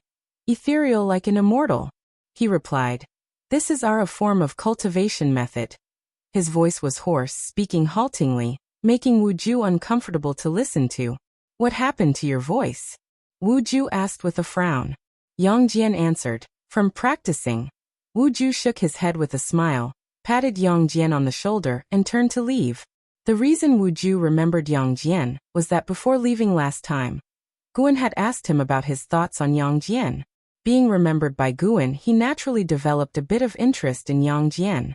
But now it seemed, this boy's talent was quite mediocre, with almost no advancement in cultivation over the years. Yang Jian didn't know what Wuju was thinking. Just being asked by him already made him very happy. Wuju continued wandering in the valley. An hour later he sensed Gu An's aura. But when he turned his head he frowned. There were actually two women beside Guan. Why isn't it Miss Shun? Wuju wondered. He always thought Guan and Shenzhen liked each other. But now seeing Guan chatting and laughing with two women beside him, he felt upset. Brother Gu was letting down Miss Shun. Guan with Yilan and Zhenqin flew in. The two women were curious about the scene in the third medicine valley, constantly asking questions, and he answered with a smile. After landing, Wuju approached, pointing at Zhenqin and asked, "Guan, who is this?" His tone was sharp, making Zhenqin look at him in confusion. He knew Yilan, Gu An's junior sister, but seeing Zhenqin clinging to Gu An's arm made him feel uneasy. Zhenqin's eyes lit up and said, "Are you Wuju?" Yilan nodded and said, "Yes, he is the true disciple who has recently become famous in the Supreme Sect, Wuju." Seeing Wuju, she felt very emotional.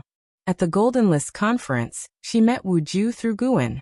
Back then, Wuju surprised her, but she didn't expect him to achieve so much today. Why did geniuses always appear around senior brother?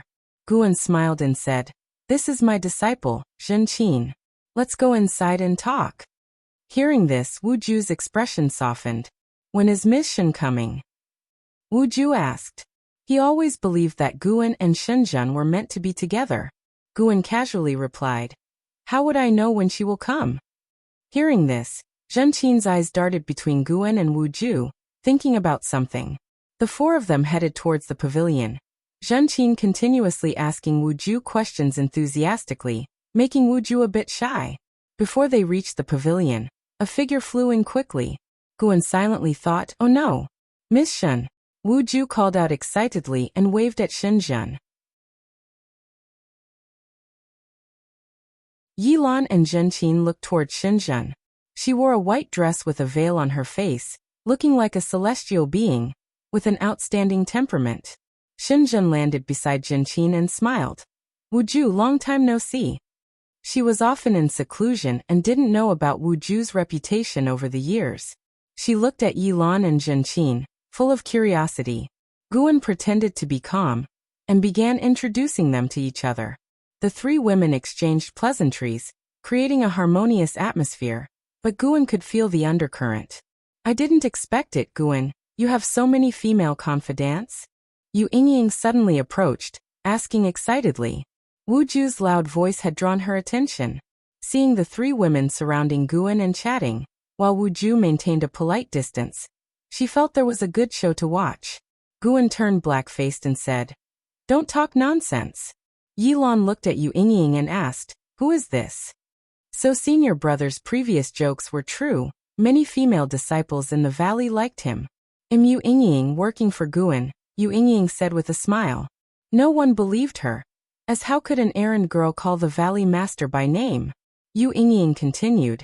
I forgot to tell you, Senior Lu should be coming back for the festival.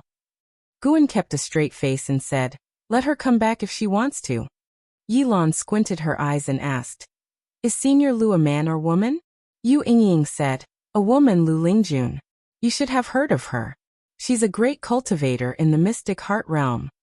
Yilan and Zhen Qin's faces changed. They had indeed heard of Lu Lingjun, but didn't expect her to be connected with Guan. Shenzhen's eyes curved in a smile, looking appreciatively at Yu Yingying. What a talent. I like her. Guan took Yilan's hand and walked towards the pavilion saying, My junior sister is here for the first time. I need to attend to her. Yilan's face blushed. Zhen Qin hurriedly followed, feeling victorious. She proudly gave Yu Yingying a challenging look. Yu Yingying glared at Zhen Qin before turning to leave. Shenzhen tacitly followed suit without a word. Wu Ju stood in place, watching the backs of the three women. After thinking it over, he decided not to follow them. If they really start fighting, he would step in to protect Guan. No wonder Brother Gu doesn't cultivate, too busy tending to his peach blossoms. Indeed, Master is right. Women are obstacles on the immortal cultivation path. They are inner demons. Wu Ju shook his head and continued strolling through the valley. Upstairs in the room, Guan poured tea for the three women. Yilan started chatting with Shenzhen. Having worked in the law enforcement hall for many years, she was adept at handling people and situations, making the conversation lively and pleasant among the three women, appearing like close friends.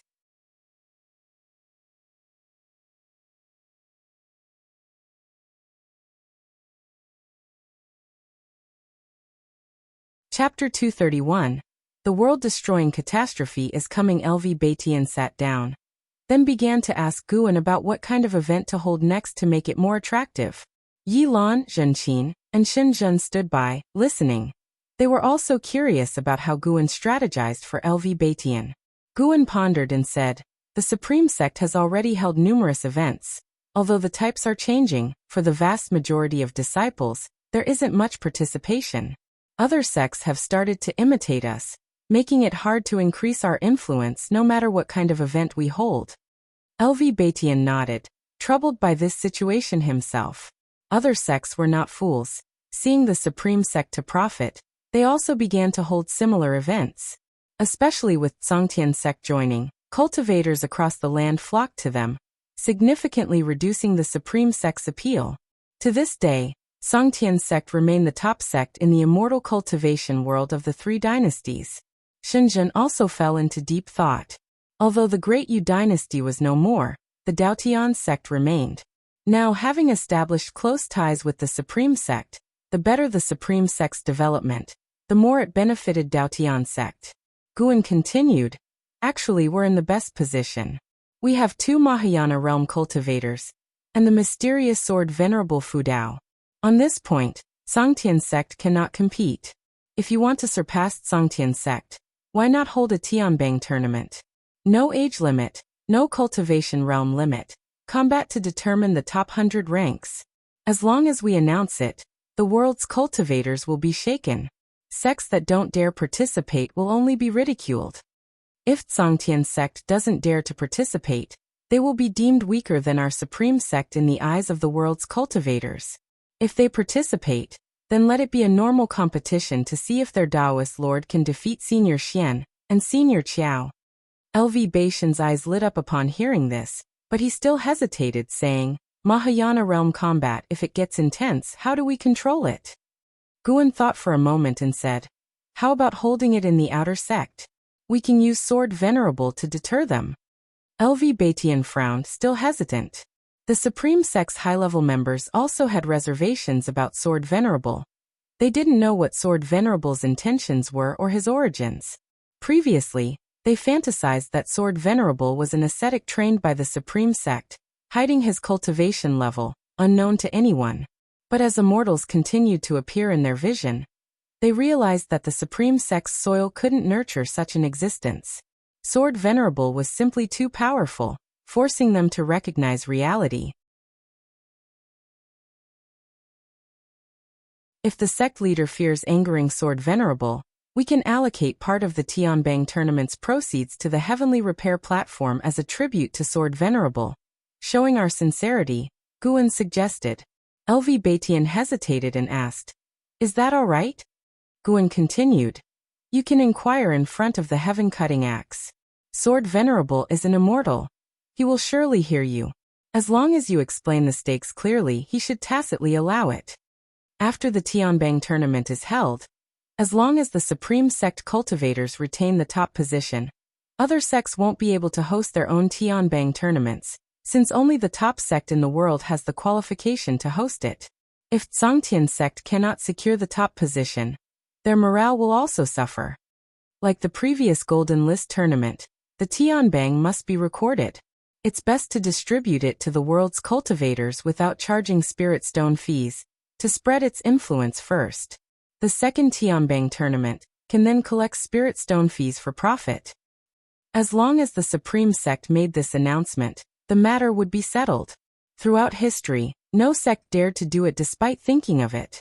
Gathering the world's top cultivators within their sect to compete for supremacy could easily spiral out of control, possibly leading to total destruction. The Supreme Sect was different, as they had the balance-breaking existence of Sword Venerable Fu Dao. Shenzhen couldn't help but say, this plan is indeed devious. No sect in the world can refuse. Even if they know they can't secure the top position, they have to participate. The more LV Baitian thought about it, the more feasible it seemed. As long as the Supreme Sect secured the top spot, they could still attract great cultivators in the future. What if cultivators from the Holy Land or overseas participate?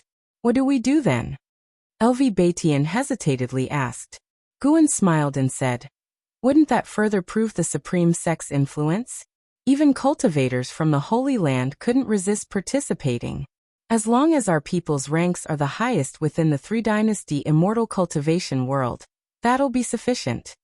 LV Baitian found it reasonable, and began to discuss the specific details with Guan. Mere slogans wouldn't suffice. There had to be tangible benefits to attract more cultivators to participate. Yilan watched Guan and LV Baitian discuss matters involving the world's great trends. She felt sentimental. As expected, her senior brother was destined not to be an ordinary person. Zhen Qin, on the other hand, didn't think much. She was already fantasizing about the Tianbang tournament. Who wouldn't want to be the world's number one? Though she had no qualification to compete, she still wanted to know who was the number one in the immortal cultivation world. An ancient hour later, LV Baitian hurriedly left, not even celebrating the new year.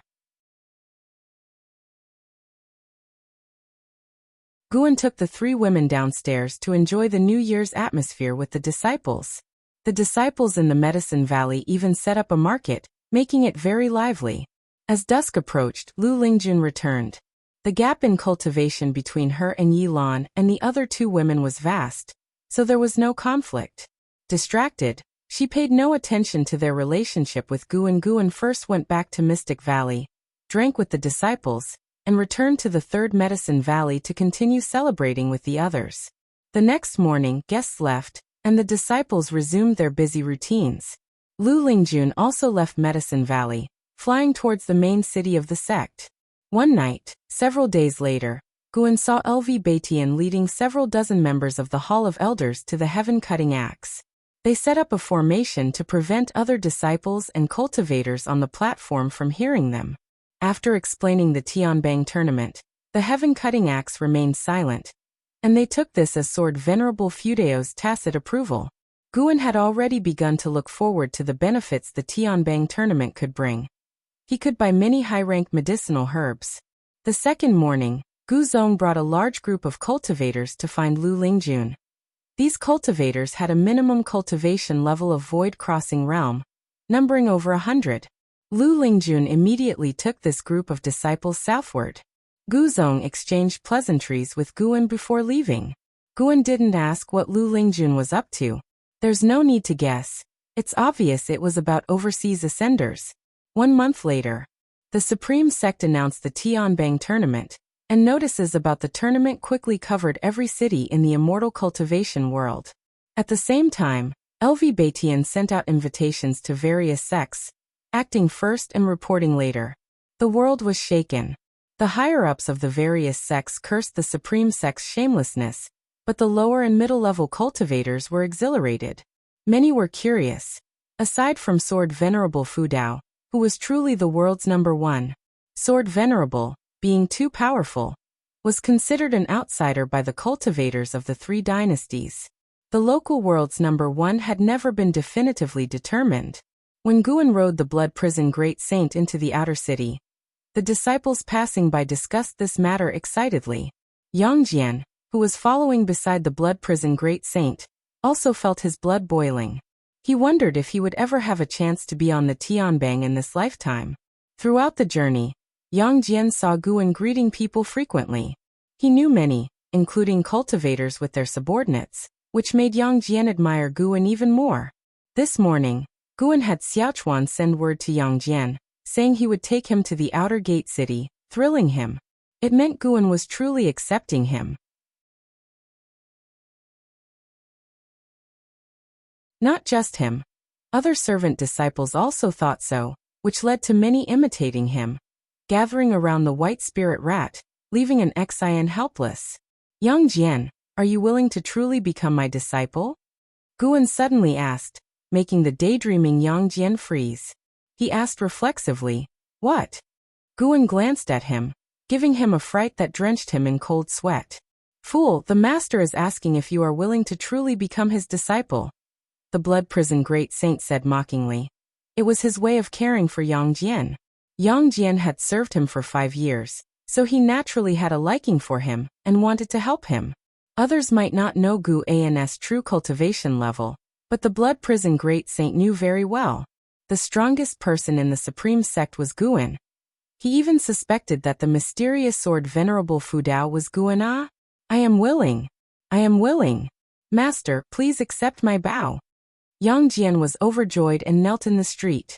The passing disciples all looked at him with strange expressions. Guan didn't feel embarrassed, accepting his bow. After he kowtowed 3 times, he let him up. The Blood Prison Great Saint continued forward, and Yang Jian followed closely, trembling with excitement. He had been in the Third Medicine Valley for 5 years. In his mind, Guan was highly esteemed. Although Guan seemed to only be at the core formation realm, there were actually Mystic Heart Realm great cultivators hidden in the valley, leading him to imagine many things. The Blood Prison Great Saint glanced at the trembling Yang Jian, feeling a bit sour. Why? This kid seemed unremarkable and extremely ordinary. This kind of person could be Gu An's disciple, while he, an invincible ascender in the mortal world, could only be a mount. The blood prison great saint felt conflicting emotions.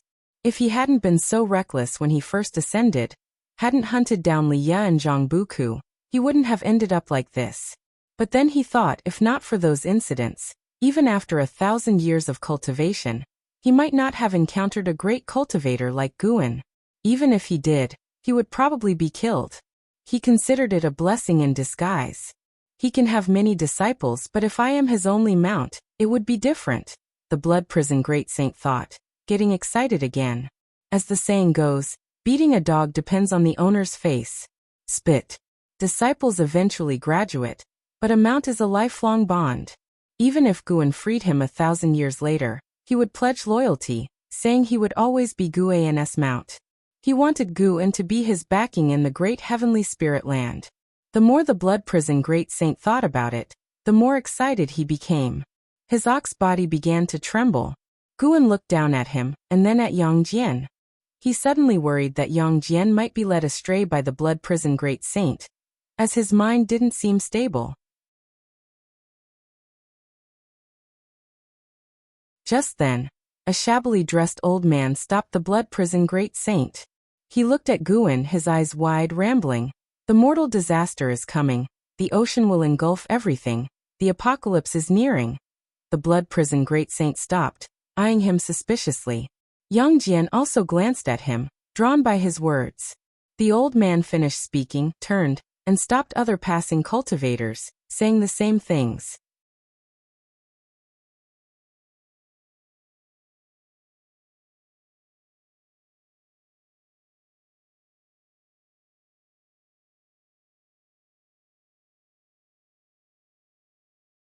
Guan glanced at Hu Shaojian before looking at the woman in yellow and said, "Lead the way."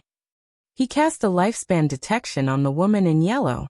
With a lifespan limit just over 2,000, she would be considered a girl of heavenly pride on the mainland, only to be a maid on a mortal-seeking island. The woman in yellow gracefully bowed, and then turned to lead the way. Half an hour later, they entered a mansion. Hu Shaojian chose not to go inside, waiting at the gate instead. Tanghai Mansion was large, with many servants whose lowest cultivation level was at the nascent soul realm. Led by the woman in yellow, Guan arrived at a courtyard where he saw a man in blue attire sitting at a table, sipping tea, with a scholarly and elegant air. Sage Tanghai, Loose Immortal Realm 5th Layer 8908/27000/27500. The woman in yellow stopped her steps, bowed to Sage Tanghai, and then left. Sage Tanghai looked at Guan and stood up to clasp his fists in salute. "Taoist friend, I apologize if my invitation disturbs you." Guan approached the table, raising his hand in return salute. "No worries, I have nothing much to do anyway." Then both of them sat down and began to chat. After some casual conversation, Sage Tanghai finally said, "Taoist friend, the number of heavenly materials and earthly treasures you've purchased over the years is staggering, and many people are inquiring about you. But rest assured, no one dares to cause trouble on a mortal-seeking island. I've also helped you block some of them." Guan didn't understand his meaning, and could only follow along, thanking him. The strongest on a mortal-seeking island had only the cultivation level of wandering immortal realm.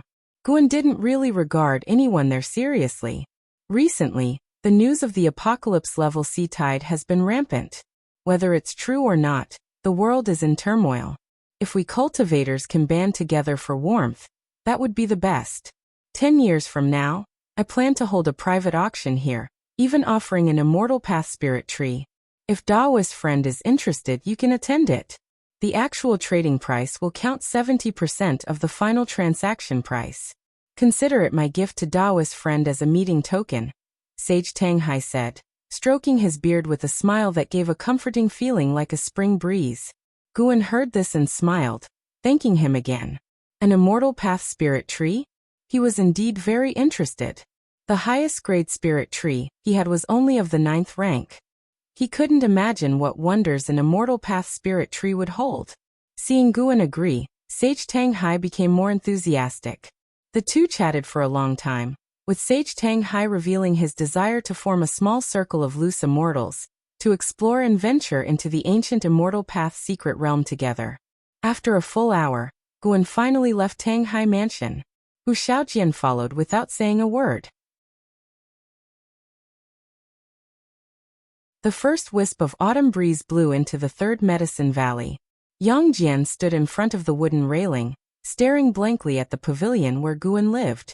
It had been a while since he apprenticed under Guan. Yet nothing in his life had changed. Guan hadn't taught him any cultivation techniques or spells, causing him some agony. He was already 21 years old, and his cultivation remained at the third layer of the energy cultivation realm, making him very anxious. He heard that the #1 genius of the Supreme Sect, and Hao, had already reached the foundation establishment realm at his age. Time passed as he daydreamed. As dusk fell, Yang Jian washed a batch of fruits and carried them on a large wooden tray to the blood prison Great Saint's side. Just as he was about to leave, a voice came from the pavilion. "Jianer, wait for me downstairs after nightfall." Upon hearing this, Yang Jian became excited, quickly bowing to the pavilion. He didn't shout loudly, fearing other disciples might hear. An hour later, wearing clean clothes, Yang Jian stood in front of the stairs, his eyes occasionally glancing towards the window upstairs. Blood Prison Great Saint found it amusing, teasing him now and then, making him blush, not knowing how to respond. Suddenly, the door upstairs opened, and Yang Jian immediately stood straight. Guan descended the stairs and headed towards the transmission array platform. Yang Jian quickly followed, and Blood Prison Great Saint also trailed behind. The two of them, along with the ox, used the teleportation array to reach the Mystic Valley, and then headed towards the deserted mountains and forests. Seeing Guan riding on the ox's back, Yang Jian felt very nervous. He wanted to ask his master when he would teach him cultivation techniques, but was afraid of being rude. They walked through the night. By dawn, Yang Jian was in a daze. Guan made Blood Prison Great Saint stop. Beside them was a large river, the water so clear that they could see small fish and crabs. Guan looked at the rising sun and asked, "Jianer, do you wish for superior cultivation techniques?" Yang Jian awkwardly scratched his head and said, "If such exists, I naturally want it." Guan didn't dislike his utilitarian nature. He looked at Yang Jian and asked, "What are you willing to sacrifice for immortal cultivation?" He planned to nurture Yang Jian well and keep him close, a treatment even in Hao didn't receive. Yang Jian was stunned for a moment and said, "I have nothing, but I desire only immortal cultivation, even if it costs my life." Guan said calmly, "Your root and bones are special, making energy absorption difficult. You should feel it too." Upon hearing this, Yang Jian's face instantly darkened. His aptitude was not merely humble. Even in the third medicine valley, it was considered low tier.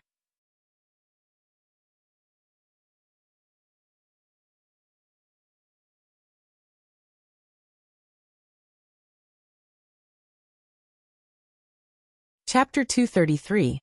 What realm is above the heaven and earth? Flying immortal Guan saw through Yang Jian's thoughts, but didn't explain and instead waited for his choice. Yang Jian's bones were special and required vast amounts of spiritual energy for body tempering. This process was bound to be painful, so Guan let him choose. No matter how strong the aptitude, without a firm will, the road ahead would be difficult. The Blood Prison Great Saint looked at Yang Jian mockingly, wanting to see how the boy would choose. Yang Jian clenched his teeth and said, "Yang Jian from investiture of the gods was able to split a mountain to save his mother and fight against the heavens. Since I've renamed myself Yang Jian, I can't disgrace his name. Even if it means my body is shattered to pieces, I will have no regrets. Master, please help me defy destiny." With that, he knelt down suddenly. Gu An's lips curved upwards, and Yang Jian felt a terrifying force envelop him, sending chills down his spine. Before he could think further, he felt the world suddenly shift, causing his internal organs to quiver. The next second, the world returned to normal, and he felt his feet touch the ground. The intense sense of weightlessness made him almost want to vomit. He supported himself on the ground, and instinctively looked up to see his master still sitting on the Bull Demon King's back. He couldn't help but sigh in relief. He opened his mouth and asked, "Master, just now." Before he could finish his sentence, a sea breeze blew, instantly clearing his mind. He stood up and turned around, dumbfounded by what he saw. What did he see? The sea, how is that possible? Yang Jian looked towards the vast ocean in front of him, utterly stunned. Though he had never seen the ocean, he had heard old stories saying it was larger than a lake, boundless, like another world. The blood prison great saint had felt the limitless freedom step before, but each time it left him astonished.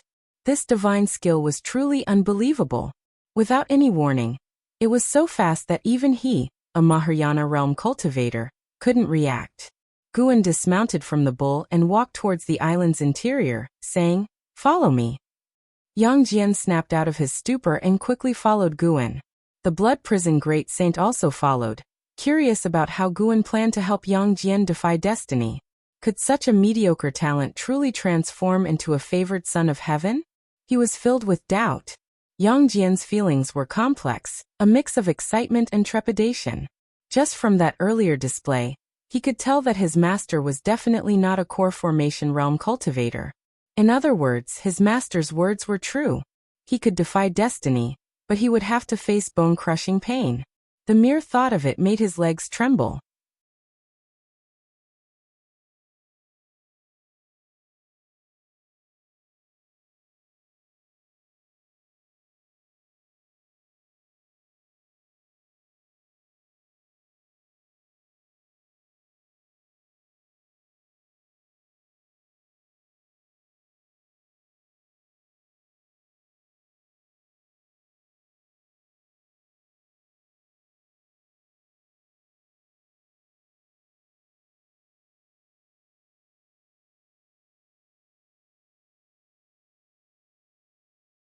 Under the sunlight, he had grown a few inches taller, his skin fair and his muscles well-defined, exuding immense strength from merely looking at his upper body.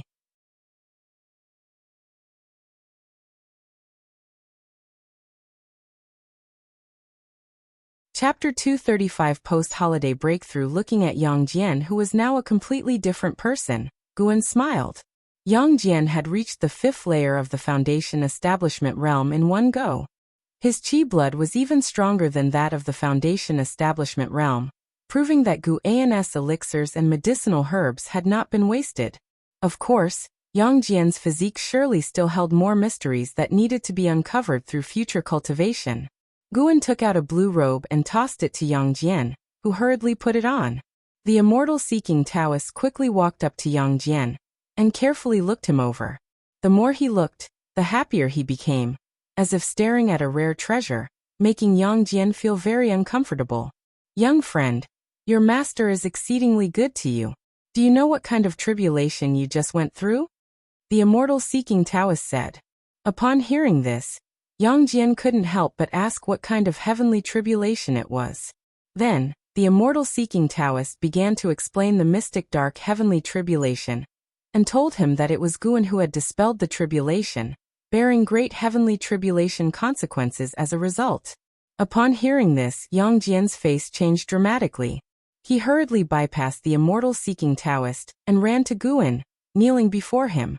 "Master, your disciple is not worthy of your actions. Your disciple let you down." Yang Jian's forehead touched the ground, choking with emotion as he spoke. He felt both moved and guilty in his heart. His master had changed his fate, not only by providing precious elixirs and medicinal herbs, but also by bearing the consequences of the heavenly tribulation. The depth of this kindness was immense. From childhood to adulthood, although he had not suffered hardships and had a happy family, ever since his spirit root was detected, his world had turned dark. Guan not only brought him hope but also fulfilled that hope. Yang Jian knew well that his master could train other disciples, and was not obligated to choose him, which made the weight of this kindness even heavier. Guan looked down at him and said, "Since you have acknowledged me as your master, it is something a master should do. Get up now. I do not seek your repayment in the future, just that you avoid causing trouble and implicating your master." Yang Jian looked up and saw Guan blinking at him. He immediately understood that his master was joking with him, just like Master Puta's advice to Sun Wukong in Journey to the West. "Master, get up now. A real man doesn't cry. What kind of behavior is this?" "All right." Watching Guan and Yang Jian, the immortal-seeking Taoist felt deeply moved. He had a feeling that many years later, Today's events would become a story as Yang Jian's name shook the world.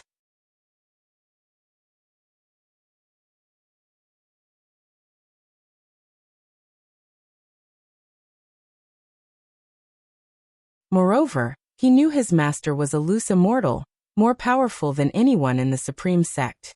This secret was only known to him and the blood prison great saint, making him more proud.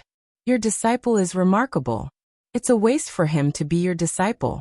Why not let him come with me to the inner sect for training? LV Batian said. Before Guan could answer, Yang Jian quickly responded. Thank you for your kind offer, sect leader, but I only wish to serve my master. I will never take a second master in this life. LV Batian's expression became strange. Guan chuckled and said, Naughty boy, how dare you interrupt when I'm speaking with the sect leader? LV Batian couldn't help but look at Guan. For some reason, he felt that Guan had changed. This change was hard to articulate. Auras. Yes.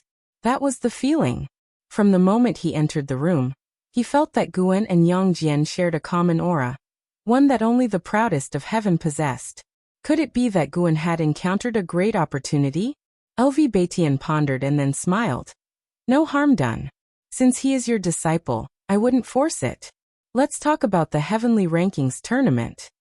Guan nodded, and the two began discussing the Heavenly Rankings tournament. Only then did Yang Jian learn that the Heavenly Rankings tournament, which had become the talk of the immortal cultivation world, was his master's idea. Although a bit surprised, he was not shocked. What is the Heavenly Rankings tournament compared to this? His master was a loose immortal, definitely the most powerful in the world. Even the mysterious sword Venerable Fudao might not be his master's opponent. Sword Venerable Fudao's battle records were widely known, but the realm of his opponents was not clearly transmitted. At least, Yang Jian didn't know. An ancient hour later, the three descended the stairs. LV Batian did not leave but stayed at the Third Medicine Valley for the festival, chatting with Guan. He found it very enjoyable, as Guan always inspired him, and there was no scheming between them. They could open up their hearts and drink freely. Yang Jian was also praised by many disciples. His wine cup rarely left his hand, making this the happiest spring festival of his life. Late at night, Guan came to Nianchu Cave bringing fine wine and delicacies. He sat with Tian Yaoer, Tian Qing, and Tian Bai around a stone table. Eat slowly, there's plenty more. Guan said, watching the three demons devour the food, laughing. He still wore a mask, which exposed his mouth so he could drink. Tian Yaoer put down the roasted lamb leg in her hand, wiped the grease from the corner of her mouth, and asked curiously, Master, you seem very happy? Not bad. I accepted a disciple in the past half-year. He has excellent talent and constantly gives me surprises, so I'm naturally in a good mood. Guan replied, taking the opportunity to caution the three demons not to be lazy. Tian Yaoer frowned and asked, Disciple,